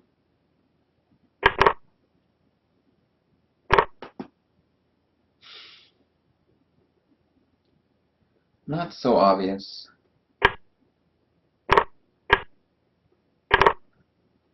Poker Prawn says, feels kind of pricey though, considering there are so many good free clients with big player pools. I mean, like, listen, I mean, when I want to play strong opposition, ICC is the way to go. And they also have a very good pool system and like accurate ratings that you can really use to judge yourself. Whereas, like, I don't know. I mean, at the moment, the strongest opposition that I face is an ICC. I know there's different things that everyone's interested in. But I highly recommend ICC in general. It's definitely like it's a very professional site. So, and you know, I've been playing there for so many years. Oh my god. I was on ICC in 1995. 1995. I was there. I was like one of the first members. I mean, it was so amazing when I found ICC. Like my whole chess life changed like overnight. Because it used to be I could only play the people in my city, and then all of a sudden I'm playing IMs and GMs from around the world. When I was like a young kid, and it was just like just unbelievable. White looks like they're probably gonna win in Wasiluk versus Torres. I mean the queen is too strong. Usually whoever has the tempo in such positions is winning. I think knight f5 almost wins by force. King c7 is the only move. And then queen e7, king b8. I don't know. I'm sure white's winning. It's just a matter of being slightly accurate. Like knight f7 is also potentially a very strong move. Knight f7, king c5. I don't know. I mean, it's gonna be pretty ugly. A Roundway Other says, write a college essay of how discovering ICC changed your life as a kid. Well, the problem is I'm not in college, but man, it was like amazing. And this is back in the dial-up days, but I remember my first day on ICC. I played this guy Adolf. That was his handle, named after Adolf Anderson, the chess player. He was some IM from Germany, and I checkmated him in a dragon. I was like, oh my god, I just played an IM from around the world. I showed the game off to my dad. All the memories. That king c7 is forced in this on the game on the left. Let's go to some other matches. I think it's pretty clear Minnesota's going to win this match, so we have to keep the whole game open because the whole fate of this match rests on this game. And I think we should go to the Bot Kovalyov game. And holy crap, Black has a lot of pieces here. How is this allowed to happen? Bot is down to 1 minute though. Yeah, I mean Black's looking pretty nice because his knight on d3 is quite strong. Rio just needs to win this game, and so they'll tie the match. So basically, what happened was, so white wanted to draw. Black played queen c7, knight to g4, and he took 3 pieces for the queen. And now he sticks this knight on d3, and we're gonna have a tough fight here. I mean, 3 pieces against a queen are generally pretty good, but it's never so easy. And forgive me that I'm leaving the Bartholomew draw. I just think that it's clear that these are the 2 games that affect the matches most. I'm pretty sure Minnesota's going to win that match, like without question. They're gonna. All they need is 1.5 out of 2 in those games, and it'd be surprising if they don't get it. But we're gonna definitely check in on that match quite often. Oh, so white has sacrificed. By the way. There's finally a result. Arizona and Seattle draw on board 3 between Ginsburg and Golub. That's good news for Seattle because it puts them closer to making the playoffs. All Seattle needs to do is tie this match 2-2, and they are in the playoffs. Whereas Arizona maybe makes the playoffs with 2-2. I think they will actually, based on how the other matches are going. In fact, they might make it in a loss because their competition is kind of falling. Like Lubbock's gonna lose, which is huge for Arizona, and I think Rio. Let me think. If Rio ties, what happens if Arizona loses? I'm gonna check that real quick. Rio has very bad tie breaks, so Arizona will. I think Arizona's actually in if Lubbock loses. I think the playoffs are kind of set. Because Seattle, Arizona maybe only affects seedings at this point. Because I don't see Rio drawing as being enough. I think they're in a must-win situation, and they're not going to win. So Rio is effectively eliminated from the playoffs, and Lubbock needs to draw the match somehow, actually. So the more I think about it, this is actually Lubbock is the most important match right now because this is the one that actually affects who will make the playoffs. If somehow Lubbock can miraculously draw this match, which means they would have to get 1 out of 2, well, they basically have to draw both games, which I just would, I would be very, very surprised.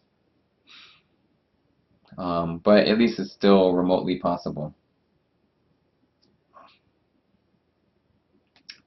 But yeah, crazy. Arizona, I mean, it's a great spot for Arizona and Seattle. The fact that they don't even care the result of the match anymore. I mean, it looked like before the matches were played, it looked like whoever lost was going to miss the playoffs. But now it's not. It's not looking that way.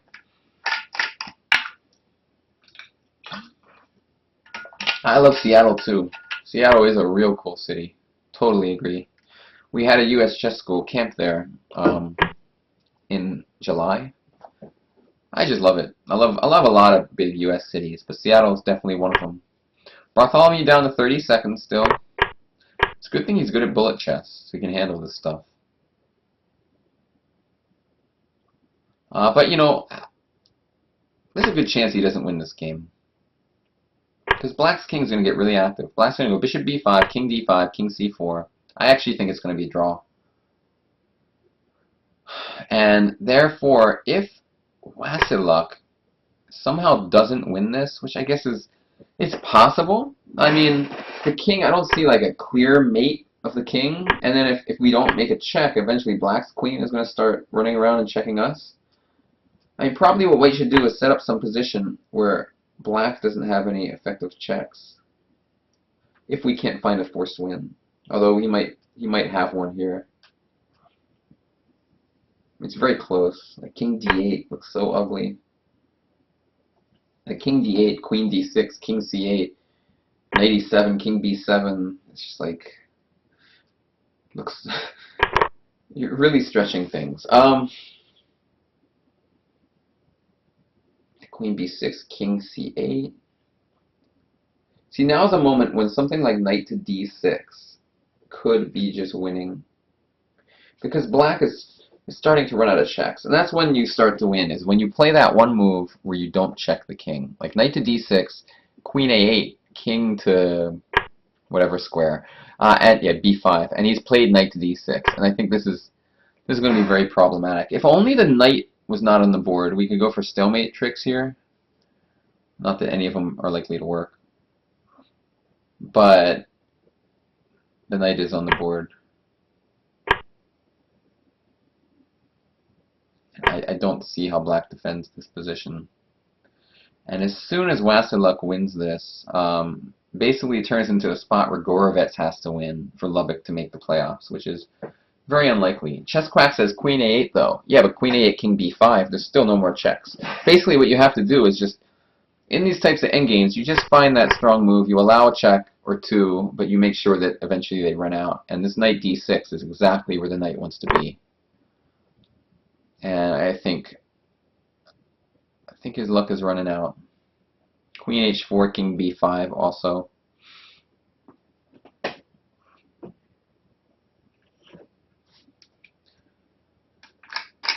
Yeah, for some reason, Philadelphia does not have much chess activity. It's really surprising. It's like one of the worst in the country for chess activity.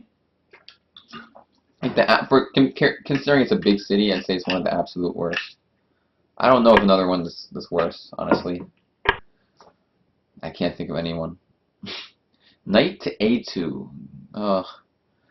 Let me see. Did I just calculate a win? No. Wow.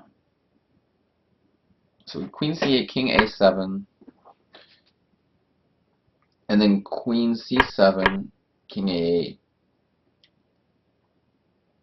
and okay, king a7, knight b5, king b6, queen c7. Oh, it's forced mate in 3. All right, Black is resigned. Minnesota gets the win. And we're going to go back to Nizhnik and Holt. Very exciting game. Oh, of course this game's really important, by the way. It determines the winner of the division. I don't know why I left it. The point is we know who's going to make the playoffs pretty much now. But the winner of the division is very, very important. Probably we should have stuck to this game. And obviously, I don't know, I think rook takes e6 is obviously strong. Will white win this? Probably yes. I mean, it's hard to find a good move. Rook e8 kicks the king back. Oh, no, I'm sorry. I can go king to f7. I thought rook f8 was mate, but it's not. Rook d6 looks pretty good. Or rook g6 also looks pretty good. Oh, rook g6 allows knight takes e5. Which is somewhat annoying, so we should not allow that. We should probably go rook to d6. But then black can go knight e7. I still wish he did what I said long time ago. I will never forgive him. Never. Bishop b6 followed by rook g6 was also playable. But alright, he plays this. Black will go knight e7, I'm pretty sure. Black has to win in the Bartholomew game, and it's not going to happen, obviously. But white should maybe just take on a6, sorry. And then white can just take a draw in any number of ways. You know, bad luck for Minnesota. They're just going to miss the playoffs by a half point, it looks like. If they had just gotten a half point more somewhere along the line. And it's the same story for a few teams. Well, no, maybe just Minnesota. But I think they're going to finish 7th in the division. Chess Quack says, wow, Gorovets saved this. Yeah, but on the other hand, it's not enough for the team. It's a shame when you fight so hard to save such a bad position, but your team still just doesn't quite do enough. You know what's funny is Minnesota's record with Wesley So in the lineup was actually pretty bad. ChessKid21 says, hey Greg, is Buzzo 2400 strength? No, I'd say if you're talking about USCF rating, he's much stronger. So no, I wouldn't say he's 2400. And he's also stronger FIDE, but USCF much stronger.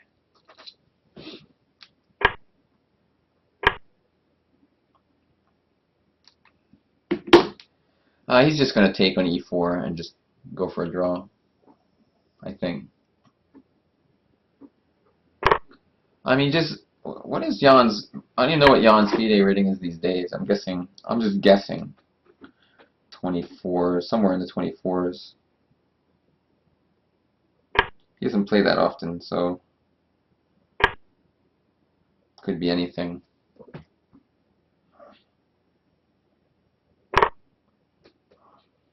I think Bartholomew's just going to take on e4 and force a draw, and then bishop to d2. Bishop to d2 is the most accurate.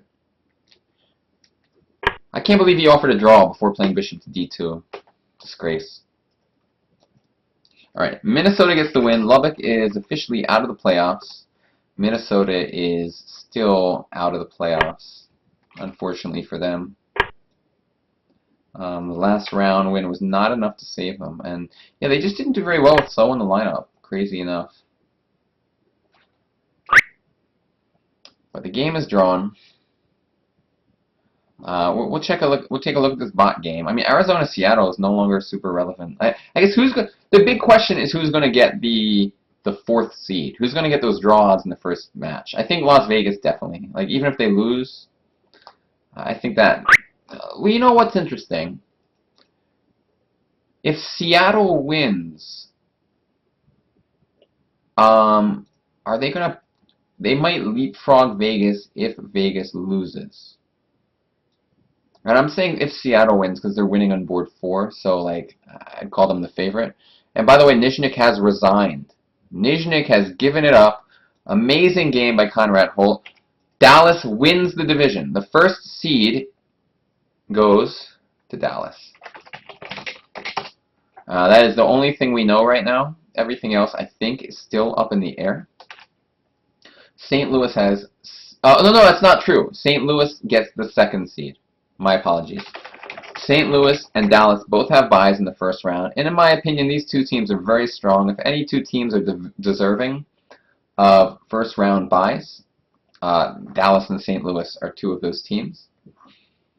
So next week we're going to see most likely Las Vegas is going to have the 3rd seed, and they're going to play whoever the 6th seed is. We're still some action left before we can determine all of that. No games have finished in the Vegas match yet. One disadvantage is when when your match starts later, your games get looked at a little less. Let's check out what Elliot Liu's doing. Is he gonna win again? I mean, I very much like his position after. Oh, okay. Black's plan is bishop takes h3.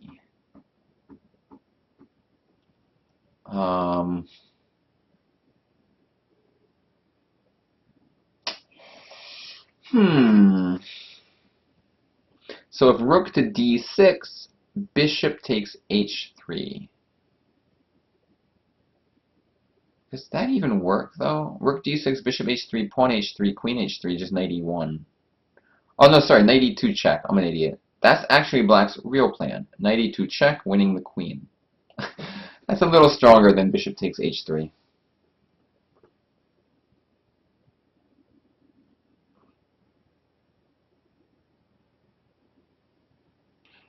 Somebody says Conrad was in chat here at some point. Don't believe that's true.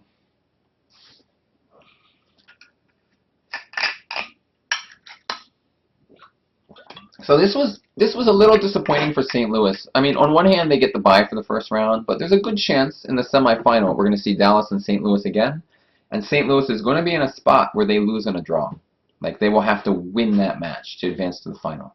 So, you know, the reason I say there's a good chance is because they're both going to have draw odds in the quarterfinals, and they're going to be facing some strong teams very capable of beating them, but of course, having those draw odds very, very valuable. And they've earned it. I mean, this Western Division is no joke, and both of them finished with 6.5 out of 10, which is, in a division with this level, this caliber of team, I think is a very good record. Chucky Man says, does being the higher seed help at all in the playoffs? Yes, you win on a 2-2 tie. Until the championship match, you basically advance on a draw. And a draw 2-2 is very common. As you see here in Dallas St. Louis, it was a 2-2 tie. So if this happened in the playoffs, Dallas goes in to the next round. And if San Francisco, there's a good chance they'll draw their match, but if they have draw odds in the playoffs, they would advance. If not, they would lose. So very important, that regular season, because that way you get the draw odds in the playoffs. And the playoffs starting next week, next Wednesday, 4 playoff matches are happening. It's going to be super exciting, and we're going to be streaming pretty much the whole time. Maybe like an hour or hour and a half after the first match begins. And we already know in the East it's going to be New Jersey versus Carolina and Manhattan versus Connecticut. And we're finding out which teams are going to... We know what teams it's going to be. It's going to be San Francisco, Arizona, Seattle, Las Vegas. We just don't know which teams are getting the draw odds. And by the way, Elliot Liu has just sacked a piece. Is it good? I guess we'll find out. It's interesting, definitely. It's scary because Black's development's really backwards. Like pawn takes, queen takes. Knight g6, queen g5. I mean, I kind of like White's position. I think Black's pieces are very clunky there. And White has a plan, rook a3 to f3.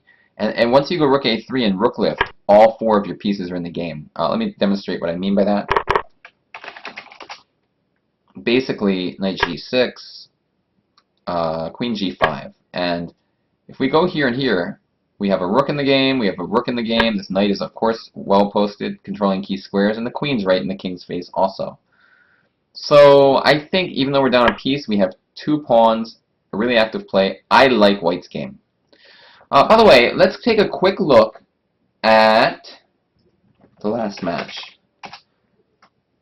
Alright, so things are starting to finally happen, and Caden Trough is low on time here. Now, if Vegas loses, I think they will drop to the 4th seed, which is not that big of a deal. Oh, wait a second. San Francisco can still pass them. See, Vegas is still in a spot where they might have to face draw odds in the first round, which is a disaster, basically. So this is still going to be really important. What they're really hoping for, and let me check this. I want to see San Francisco's tie breaks. I know they're pretty crappy. San Francisco has very bad tie breaks. So if San Francisco and Las Vegas tie, Vegas will beat San Francisco in the standings. But let's take a look at Bot's game. Does he have a chance to hold this? I mean, it looks ugly, but you know, sometimes queens are annoying. When the black, in a position like this, the key thing that black needs is outposts for the pieces. If you have secure outposts, usually your chances to win are very high. This doesn't strike me as so easy. Because we don't have those secure outposts all over the board, and white does have 2 pawns for the material. So I think somebody said that this would look crushing for white, but honestly I think it's still interesting. Very interesting. Chucky Man says, wow, winning when it's 2-2 is huge. The higher seed team can advance without winning a single game. Yeah, I mean, basically what we do in this league, Chucky, is we allow a high percentage of teams into the playoffs. But the teams that make it, that just squeak in, they're facing a long road. But you know, it's very possible to win a match 2.5, 1.5 against pretty much any team. So every team's going to have chances. Playoffs are fun. A lot of stress because all of playoffs, one team advances, one doesn't, and you get these tense end games where so much is on the line. Because you know, it's really disappointing to lose for your team, and so just the whole situation's really tense. I love playoffs in the U.S. Chess League. Should white go f4 or no? Maybe take away some more squares from black. Also, the f2 pawn could get weak someday. I don't know. We could also just play something like queen to d5. Queen to d5 kind of centralizes the queen, and it's hard for black to move any of his pieces in that position. Queen d5 is a safer bet. It's probably what I would go for. And then a plan of b5 maybe. Yeah, he played queen to d5. I don't know. I think this is going to be really hard for black to win. We'll see. But I kind of think I mean, this is a huge game for San Fran, because if they win this game, they're going to get the 3rd or the 4th seed, which is the key, because then you get draws, and that's all you really need. That's all you really want in the first round. If you're going to play the first round, you just need to get those draws. Whereas if they draw, they're very likely to not get draws. Like Seattle or Arizona will get it instead. What the heck just happened here in this Hernandez game? Oh, by the way, let's go back to what is happening here? Is white just winning? This is bad news for Vegas, man. At least they have Elliott Liu kicking ass again. Oh, let's check board 20. What the heck happened here? Okay. Well, good news for Vegas. They're up a piece on board 4, and that's a really big game because, you know, Moscow is clearly outrated against Baker, but I mean, he's probably gonna win this game. He's just up a piece. Let me just double check what happened here. So he played knight f6, rook takes. I don't know what he missed. He missed something obvious. I mean, big blunder. I'm trying to figure out what it was he missed. Maybe just rook takes? I don't know. Maybe he wanted to go bishop to d4 here, and he missed bishop e5.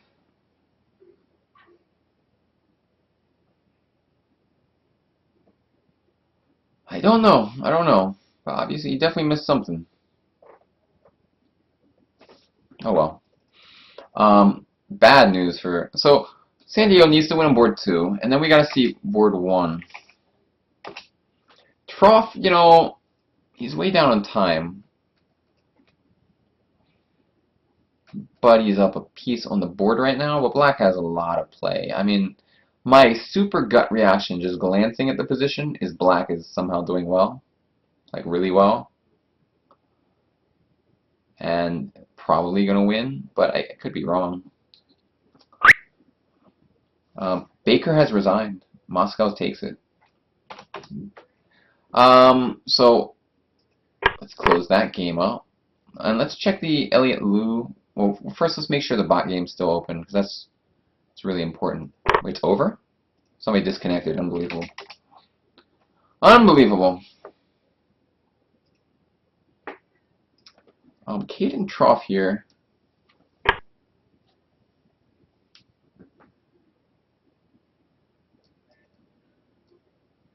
This game is over. How's the Tiefling game still happening? What exactly happened here?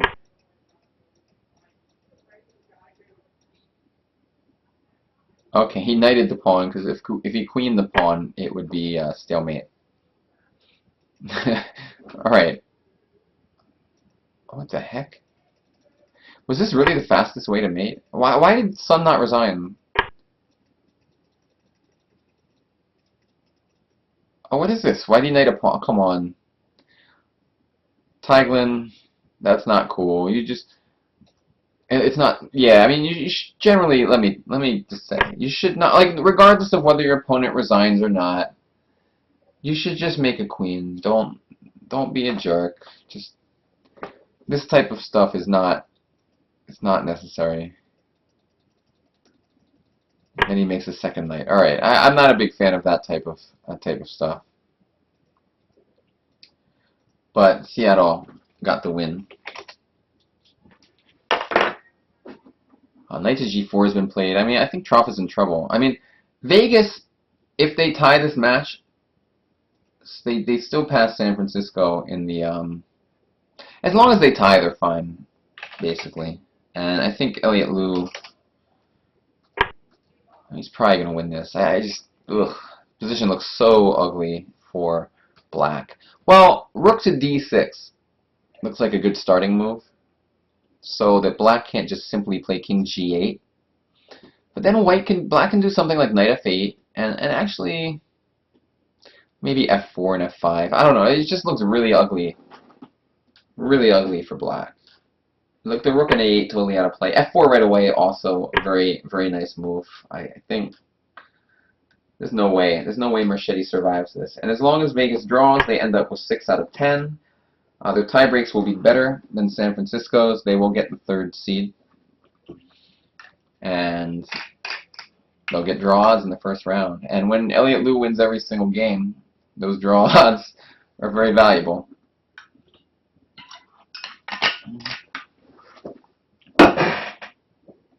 There's another important thing happening, by the way, which is the MVP standings. If Elliott Liu wins this, oh, did Stu Kopen just lock it up this round?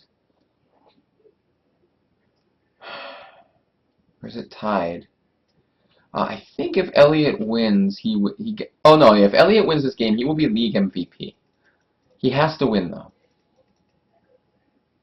Has to win this game, but you know, totally deserve it. I mean, he's just been crushing people this season, playing really, really well. MCJGP says Keaton will have some chess.com lecture content from this game. Pretty nice win. Well, the game's not over yet. I mean, he's probably gonna win, but you know, black can do something like, oh, not really. Yeah, black's probably just dead. White's probably just dead. I don't see much hope here. I don't see much hope at all. Yeah, very, very nice game from Keaton. It's unfortunate for, well, it's just some other teams that Vegas is still going to get the win. It's good news for Vegas. Is there really only one game over in the Vegas match? Oh, I guess so. Is John Watson actually going to win? Definitely going to win? Let me check. Oh, yeah, I really think Bot is going to not lose this game. And San Fran's going to go to 6-4. Draw? And that means Arizona and Seattle are both going to get stuck with the 5th and 6th seed, which is unfortunate. Because the team that won that probably thought they were going to get a 4th seed or a 3rd seed. But it looks like it's not going to happen. And so they're going to both be facing draw odds next year. I'm sorry, next week. Probably what I'm thinking it'll be Seattle against I think Seattle against San Fran and Arizona against Vegas. But we'll see. There's still some action left. I haven't looked at this game in forever, but it's pretty balanced stuff. Although Black has some good squares for the knights now. Like the knight comes to f5, it's annoying. But White can probably go queen to d4. Just go for some equality. I mean, it probably is going to be a draw. And I think Bot's probably going to be a draw. And that means, what else am I missing? This Feng game, somehow so many pieces still on the board. This is a pretty complex position now. The bishop's bad, sure, but it's hard for White to do that much. I almost feel like White should try to find a way to walk the king. Well, no, the king is actually pretty safe on f2, and it helps defend the g2 pawn. Oh, maybe White has an advantage, actually. The h4 pawn is just weak. And the bishop on c8 is still out of play. Chad Schneider says his back must be killing him, regarding Elliot Liu. Then we got some weirdo who keeps spamming the channel. Railbird80 says, Greg, have you ever endgame trolled someone OTB? Which means like making knights and stuff. No, I don't think that's... I would never do that. It's just like, you know... It's just bad manners, I would say. I would never do it. Regardless of how silly my opponent's being and playing out some dumb position, I would just beat them normally. What I wouldn't do is analyze the game with them after. But I would not start making knights.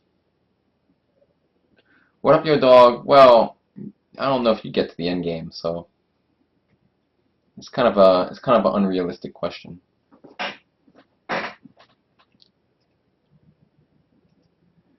Elliot Liu is, I mean, the guy's still fighting. I mean, he's not down a piece yet. B3 though, doesn't B3 just trap the bishop pretty much? Well, no, I can go to E2 and then H5, but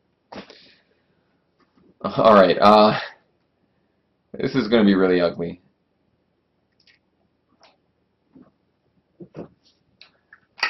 But, you know, I guess there's no, like, immediate, completely forced win.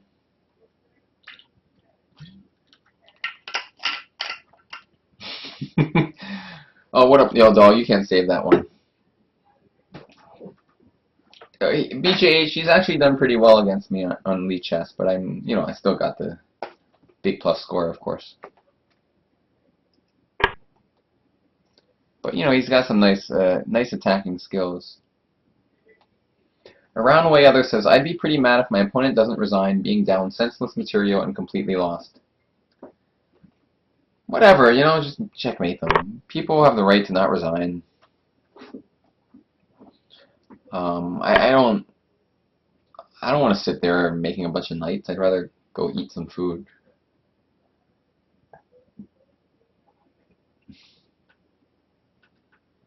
Nuckel says, hey Greg, have you ever felt frustrated like Carlson on the Blitz Worlds? Well, yeah, I played a bullet tournament earlier today, right before this, and it was the most frustrating thing of my life, basically.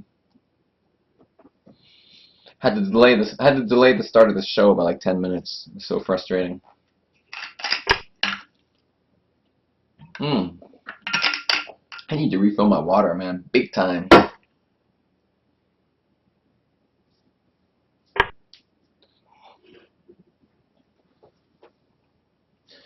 Is there a game we should go back to the bot game? I just don't see. I mean, I don't see black winning this. And as long as bot draws, they win the match. Just want to make sure the camera catches me as I lean back on my chair here.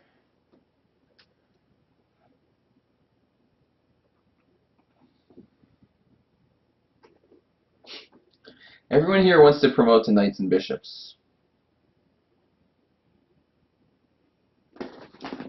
Unbelievable.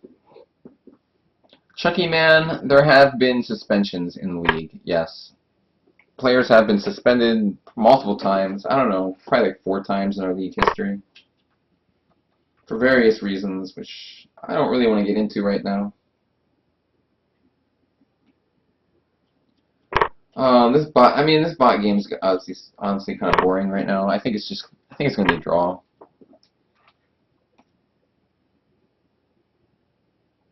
You know, he's now attacking the h5 pawn, which is, somewhat annoying.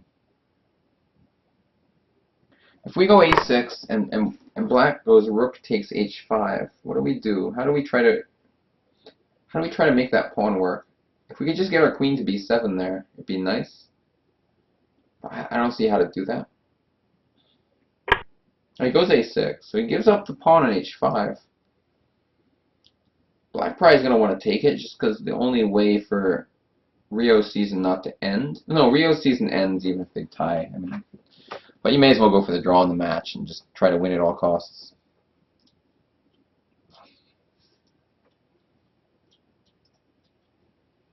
Let me just make 100% sure I'm reading the standings correctly. But yeah, if Rio, Rio cannot make the playoffs on a tie. It's impossible. Rio's officially eliminated.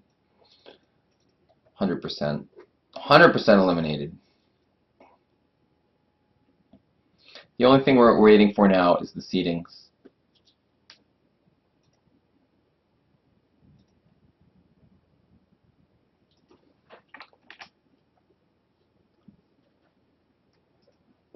I'm just checking the standings again.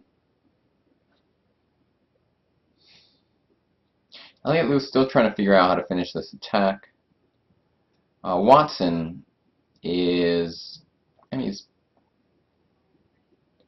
winning. He's winning. What's the most technical way to win? I think knight takes c4, rook takes d5, rook a2. Just win the a pawn. You're going to win the d pawn eventually. Then you have rook and 3, rook knight and 3 against rook and 3. Rook c5, then knight e3 wins easily. Yeah, this is all over. Rook d2 is like a little risky. I would just go rook a2.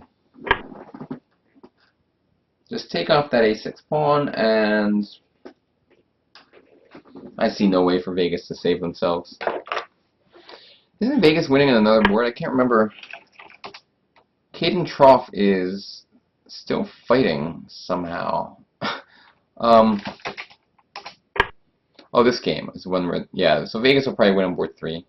Caden Trough is not resigned yet, but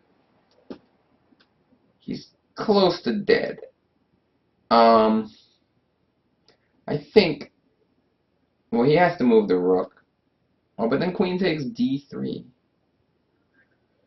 Wow, man, he's fighting hard. He's fighting like an animal. What's the best way for black to win this?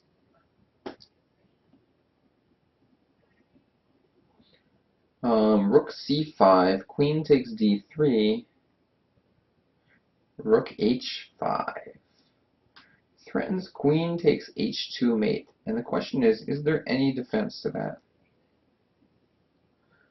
I don't see one. So maybe rook to c5 is the most crushing variation.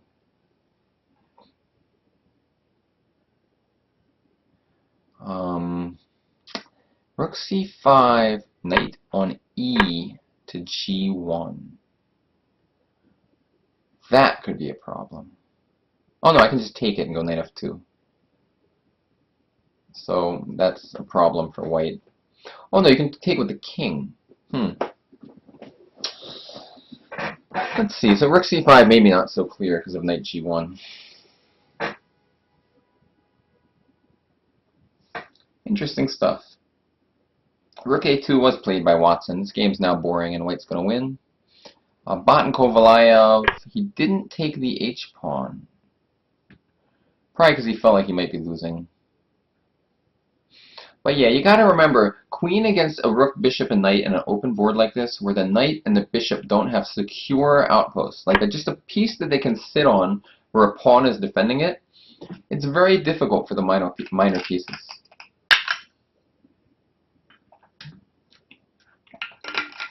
I do know the truth of the suspensions and stuff, but I'm not going to really go into detail during this stream about past suspensions. So rook b8 has been played. So the question now is, what do we take on d3 or something else? If queen takes d3, bishop takes g3 is definitely annoying, threatening knight f2. So I mean, probably white's just winning still. My mouth is so dry, unbelievable.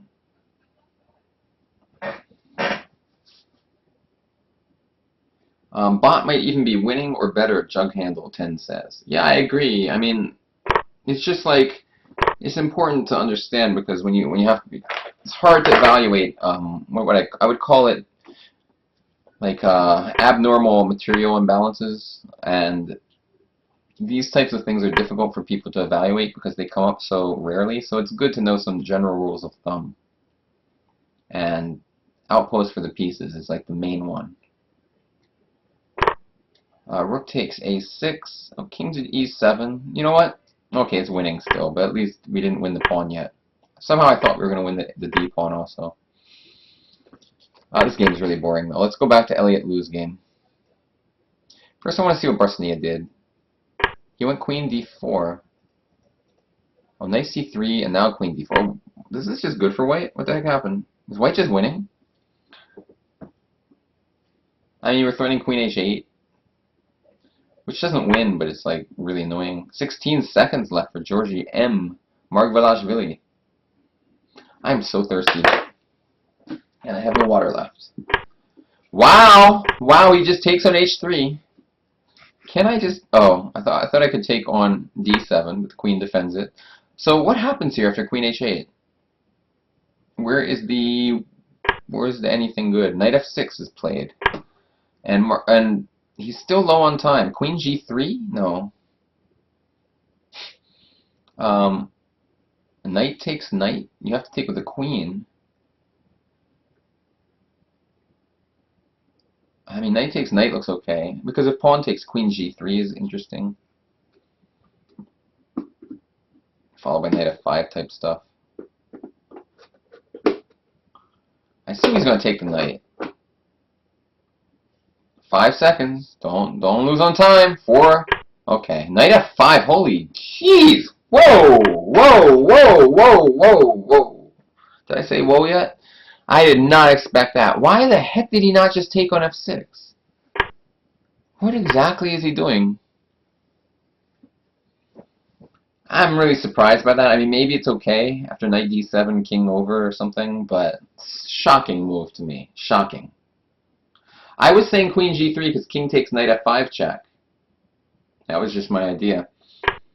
But this move, man, very, very risky. Maybe it's okay. But, you know, we can go knight takes knight check. King e7. I mean, I guess I don't see a way forward there. So maybe it's okay. I'm just really surprised he didn't just take an f6, though. I thought there was no... Oh, you know, the thing was queen g3, there was king e2. I don't know. Because maybe his king could eventually hide from the checks. So maybe I don't know, maybe knight f5 is brilliant, because I don't see exactly what white's going to do. Caden Trough still slugging along, unbelievably. Queen h5. It's a pretty brutal move.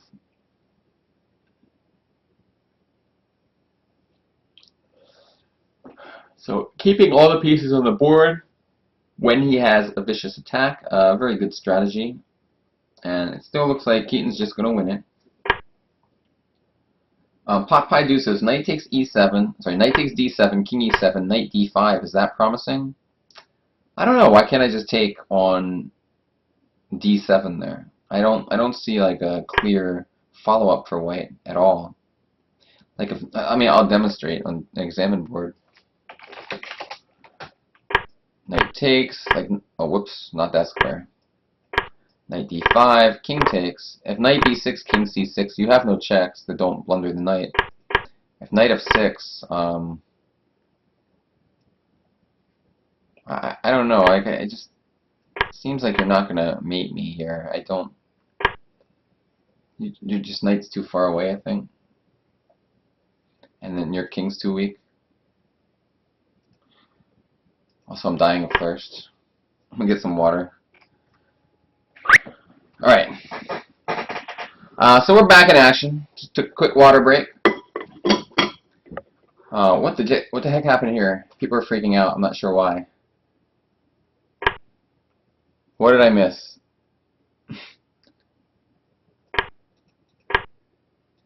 Bishop g3, rook to d5. Oh, the queen is like kind of stuck. g5.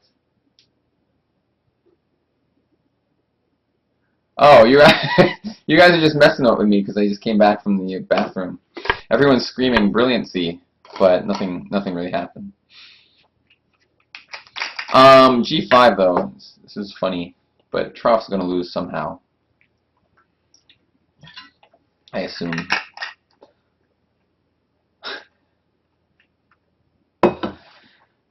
White is still thinking in the Barcelona game. Feng game. I don't know, man. This game's been kind of boring for so long. Elliot Liu. This game's not boring, but it's like, you know, he's still hanging on for dear life. King g8. I don't know, what should white do there? Maybe rook to d6? Pawn takes pawn is also good in that position. Pawn takes pawn now looks, I mean, it looks pretty strong. Pawn takes pawn, king takes pawn, rook, queen f6, king h7. I mean, there's no like 100% clear follow-up, but should be strong. This guy's defending his ass off though, from like a really unpleasant position. That's for sure. My mic is muted? How could my mic be muted? I just left for 2 seconds. Can somebody hear me? Just one person confirm that you can hear me.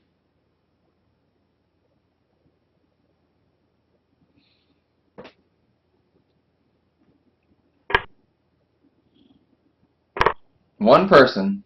They're trolling. Okay, so you can hear me. Alright, thank you, thank you. What the heck happened? Bishop take... Wait, what happened? Bishop takes h2? That looks strong. This game looks pretty over. Oh my god, somebody's talking to me here. It's bad. Oh. So bishop takes h2.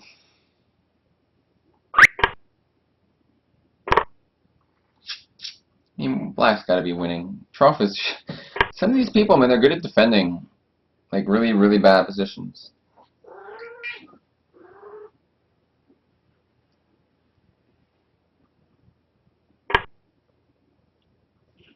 Is he going to find the move? He finds the move g6. I assume... Oh god, how does black win now? It's not so obvious again.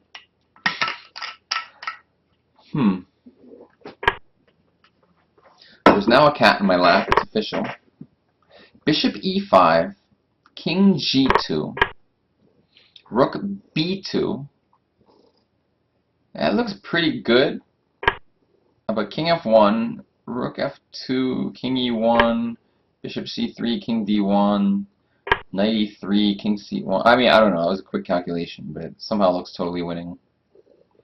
Bishop e5 probably wins.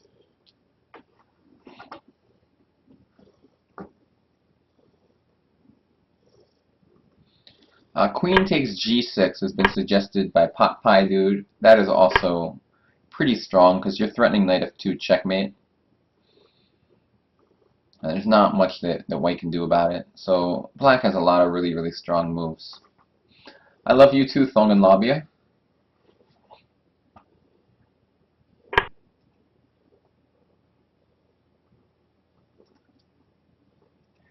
Thong and Labia says, you are my favorite streamer. You can take a joke and are actually good at what you do with a personality to boot. Yeah, I have a good, it's hard to phase me with things. And I like jokes. I kind of like trolls sometimes. I've mentioned that before. It's just funny. Even though it's destructive as hell, it's funny. Like, whenever I'm teaching a class and some dumbass kid, makes some stupid joke, and, you have to not laugh at it, even though it's, even if you find it funny, you just have to be like, okay, you can't ever laugh at it, but sometimes it's funny.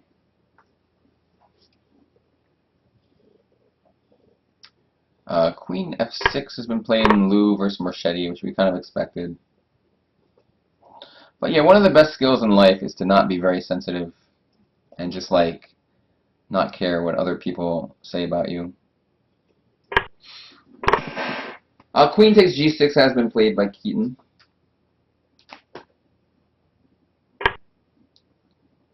Wow, the king is on h6, which, wow. Wow. I thought he was going to go to like g8, but okay, he went to h6, which seems just totally suicidal. This game is pretty over. I don't see any way for Marchetti to survive now. Did he really have to go to h6? Is that really necessary?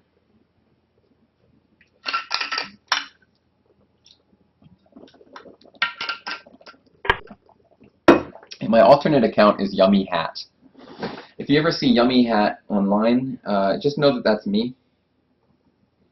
If I'm streaming and somebody else is on as Yummy Hat, it's my cat.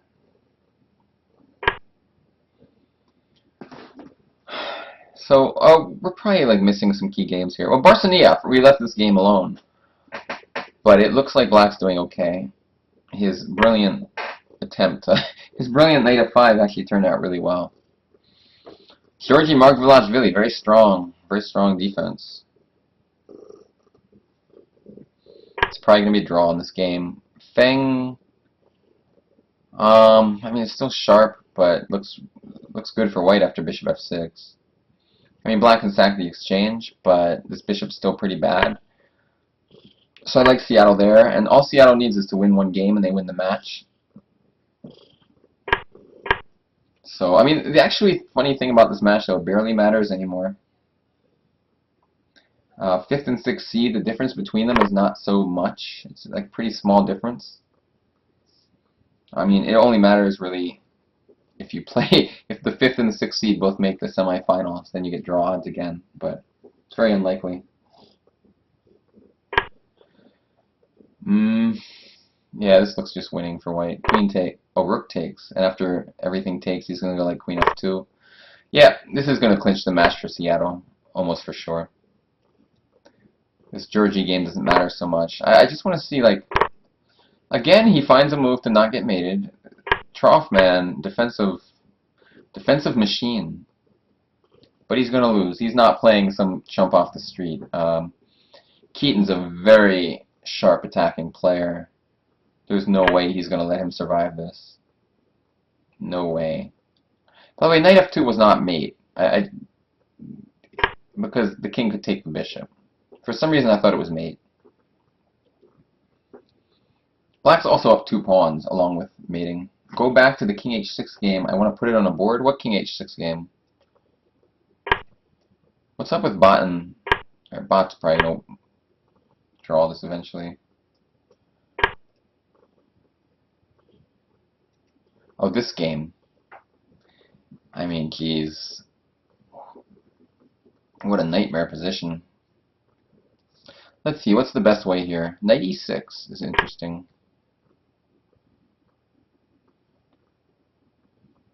Oh, then I can just take queen g8. so it's not so good.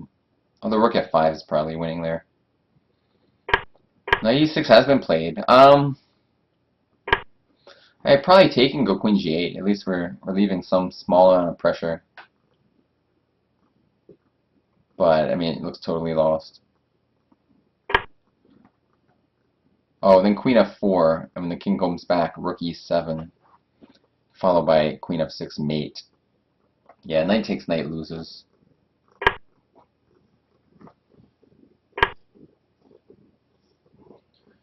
Oh. Pot Pie says, mean troll confirmed. I don't know what that means. Alright, bishop g3 has been played by Trough. Cat, I gotta take you off my lap, I'm sorry.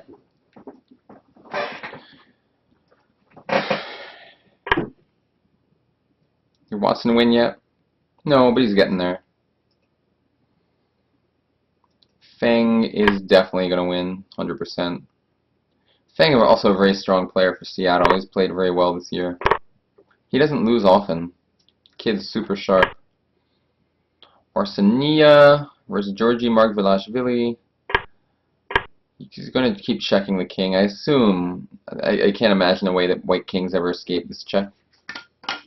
That the white king is ever escaping these.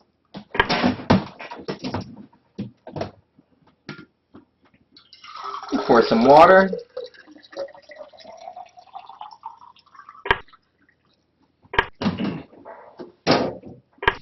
I think these guys are going to agree to a draw soon.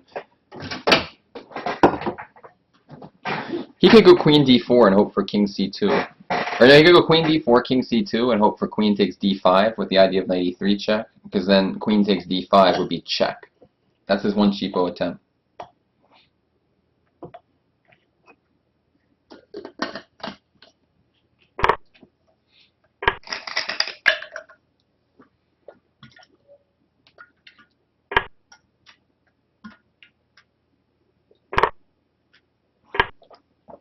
This Parsenia game is going to be a draw. Let's go back to the Lou game. I can't believe, isn't queen f4 like just winning? Queen f4, king back, rook e7, king h8, queen f6. It's just mate. It's just checkmate. Queen f4, rook g5, queen h5, rook h5. Queen f, yeah, it's just queen f4 just wins instantly. There's no chance in the world. Just game over. The end. Resigns. Draw? Trough is getting mated. Bot has officially drawn. San Francisco wins the match. Moves to 6-4 for the season. Rio goes to 4-6 and is out of the playoffs. But San Francisco's playoff seeding is not yet known because Las Vegas is still fighting. Caden Trough. This has been a very tough game for Caden. Just hard to play. Knight h2 looks totally winning. In knight h2, if rook takes f, okay. Feng has won, by the way. Seattle has now clinched the match.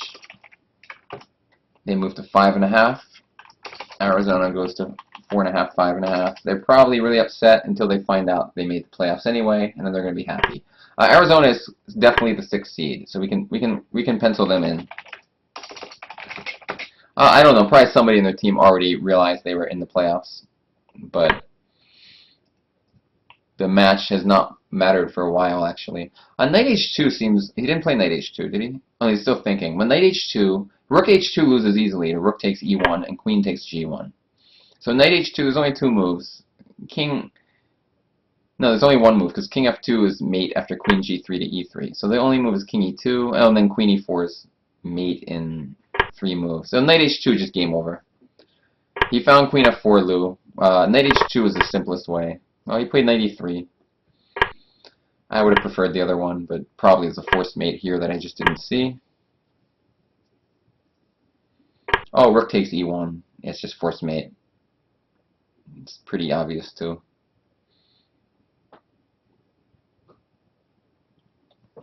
Alright, this game is going to end momentarily. What is this? Why did he not go h4? Draw? It's an odd move. H4 seems so much more natural. Oh, no, sorry, didn't. Queen takes E6. My bad.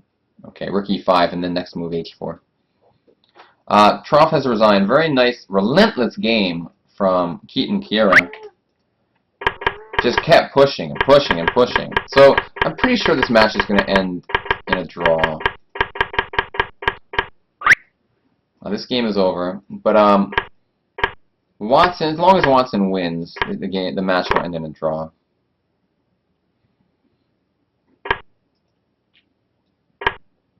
Bot has drawn, like predicted. What other games happening? Barcelona is still happening. Oh no, it's over. It was agreed drawn. So Seattle wins 3-1, and that means there's just these 2 games left. I just want to wait till the Elliott Liu game ends, although it's going to be pretty soon. Whoa! I did not see that defense. Wow! Oh, Queen H4. But Rook H5. Oh, and then Rook takes, Bishop takes, Rook F6. Then King G7, Queen G5 wins the game. Okay. Wait, if Bishop F... What if Bishop H5 here? Rook takes Rook, Queen takes Rook, Rook F6. Wins the game. So it is over.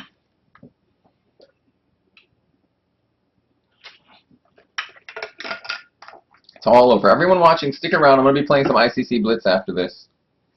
It's going to be amazing.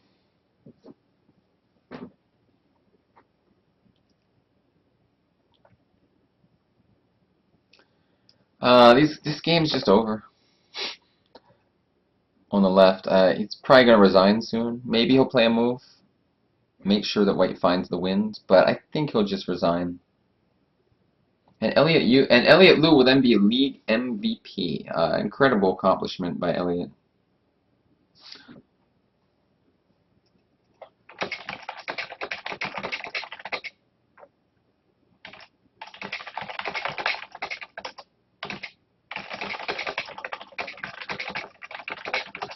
Incredible season. And, you know, without him, Las Vegas, who knows where they would be. But now they're in the playoffs and they're going to get draws in the first round. Komoromi says, don't think Watson game even has seeding implications after Liu wins. I believe that's correct. Vegas has better tie breaks than San Fran. So as long as they draw, Vegas is going to be the 3rd seed. And San Francisco will be the 4th seed. Seattle will be the 5th seed, and Arizona will be seed number 6. And we're just going to wait till that's official. It should be any moment now. Any moment it's going to be official.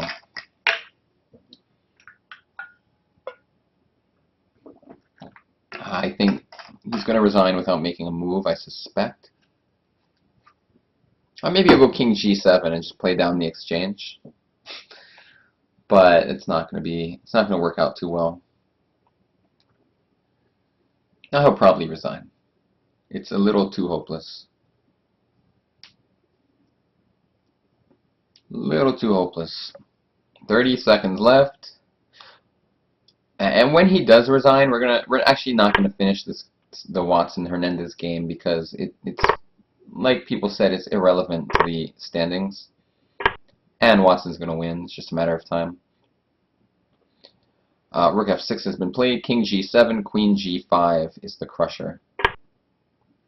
And no, don't take the bishop, but Queen G5 check. Lure the king to the H file. Queen H5. King back to G7. Queen G5. King back to H7. Rook H6. And Morchetti has resigned. Elliott Liu takes the win and is the league MVP for 2000 and whatever year this is. 15. Congratulations, Elliott. Incredible stuff. Fantastic games all year round. And in the playoffs, well, Vegas is going to need more of that. And he's going to be playing a lot of tough opponents. If he can keep winning, though, Vegas is going to be a really dangerous team. Like if you start out 1-0 every match, it's hard to beat you. The downside for Vegas is they didn't quite get the top 2 seeds. So if they win the next week, they will have to face draws in the semifinal. The good thing about the third seed, though, is if they make it to the semifinal and the top seed gets upset, they'll get draw odds in the semifinal match. So it is definitely better to be third seed than fourth. Go 2006 says, what are the prizes for MVP? Well, it's just a cash prize for MVP. I forget, who was last year's MVP? Why am I forgetting? Was it Jeffrey Zhang? Or is that the year before? I think that was the year before. Why am I forgetting who last year? Last year was some grand... Oh, Wesley So, of course. Last three MVPs were Jeffrey Zhang, Wesley So, and Elliot Liu. And before that was Priyardashan Kanappan, if I'm not mistaken. Do I have these all memorized? I think so. But this game is over. Vegas is at least drawn, which means they get the third seed. So if we look at the pair of the playoff seedings, Las Vegas, third seed, San Francisco, fourth seed, Seattle, fifth seed. So the third seed, Las Vegas, plays against Arizona, the sixth seed. Is that on the screen? Yeah. So Las Vegas will play Arizona and will get draw odds. San Francisco will play Seattle and will get draw odds. The winner of Vegas-San Francisco will play St. Louis. And I'm sorry, the winner of Vegas-Arizona will play St. Louis. And San Francisco-Seattle will play Dallas. Actually, let me check one thing. Oh, actually, it's not 100% true. The first seed will play whichever team is the lowest rated. So if Arizona upsets Vegas, they will play Dallas next week. Same if Carolina upsets New Jersey, they will play New England next week. But that's what's happening. Thanks everyone for watching. We are going to stop this game because this game's going to take forever, but White is going to eventually win, and it's going to be a drawn match almost for sure. And it also has no effect on the standings or the playoff seeds. So good showing by San Diego tonight in a game that didn't matter to their team. They came out, they played hard chess, they made Vegas really work for it, and in the end Vegas was only able to draw, I think. I mean, it's not over yet, but it's getting there. Thanks everyone for tuning in. People watching on Twitch, I'm about to play some blitz chess. Let's do it!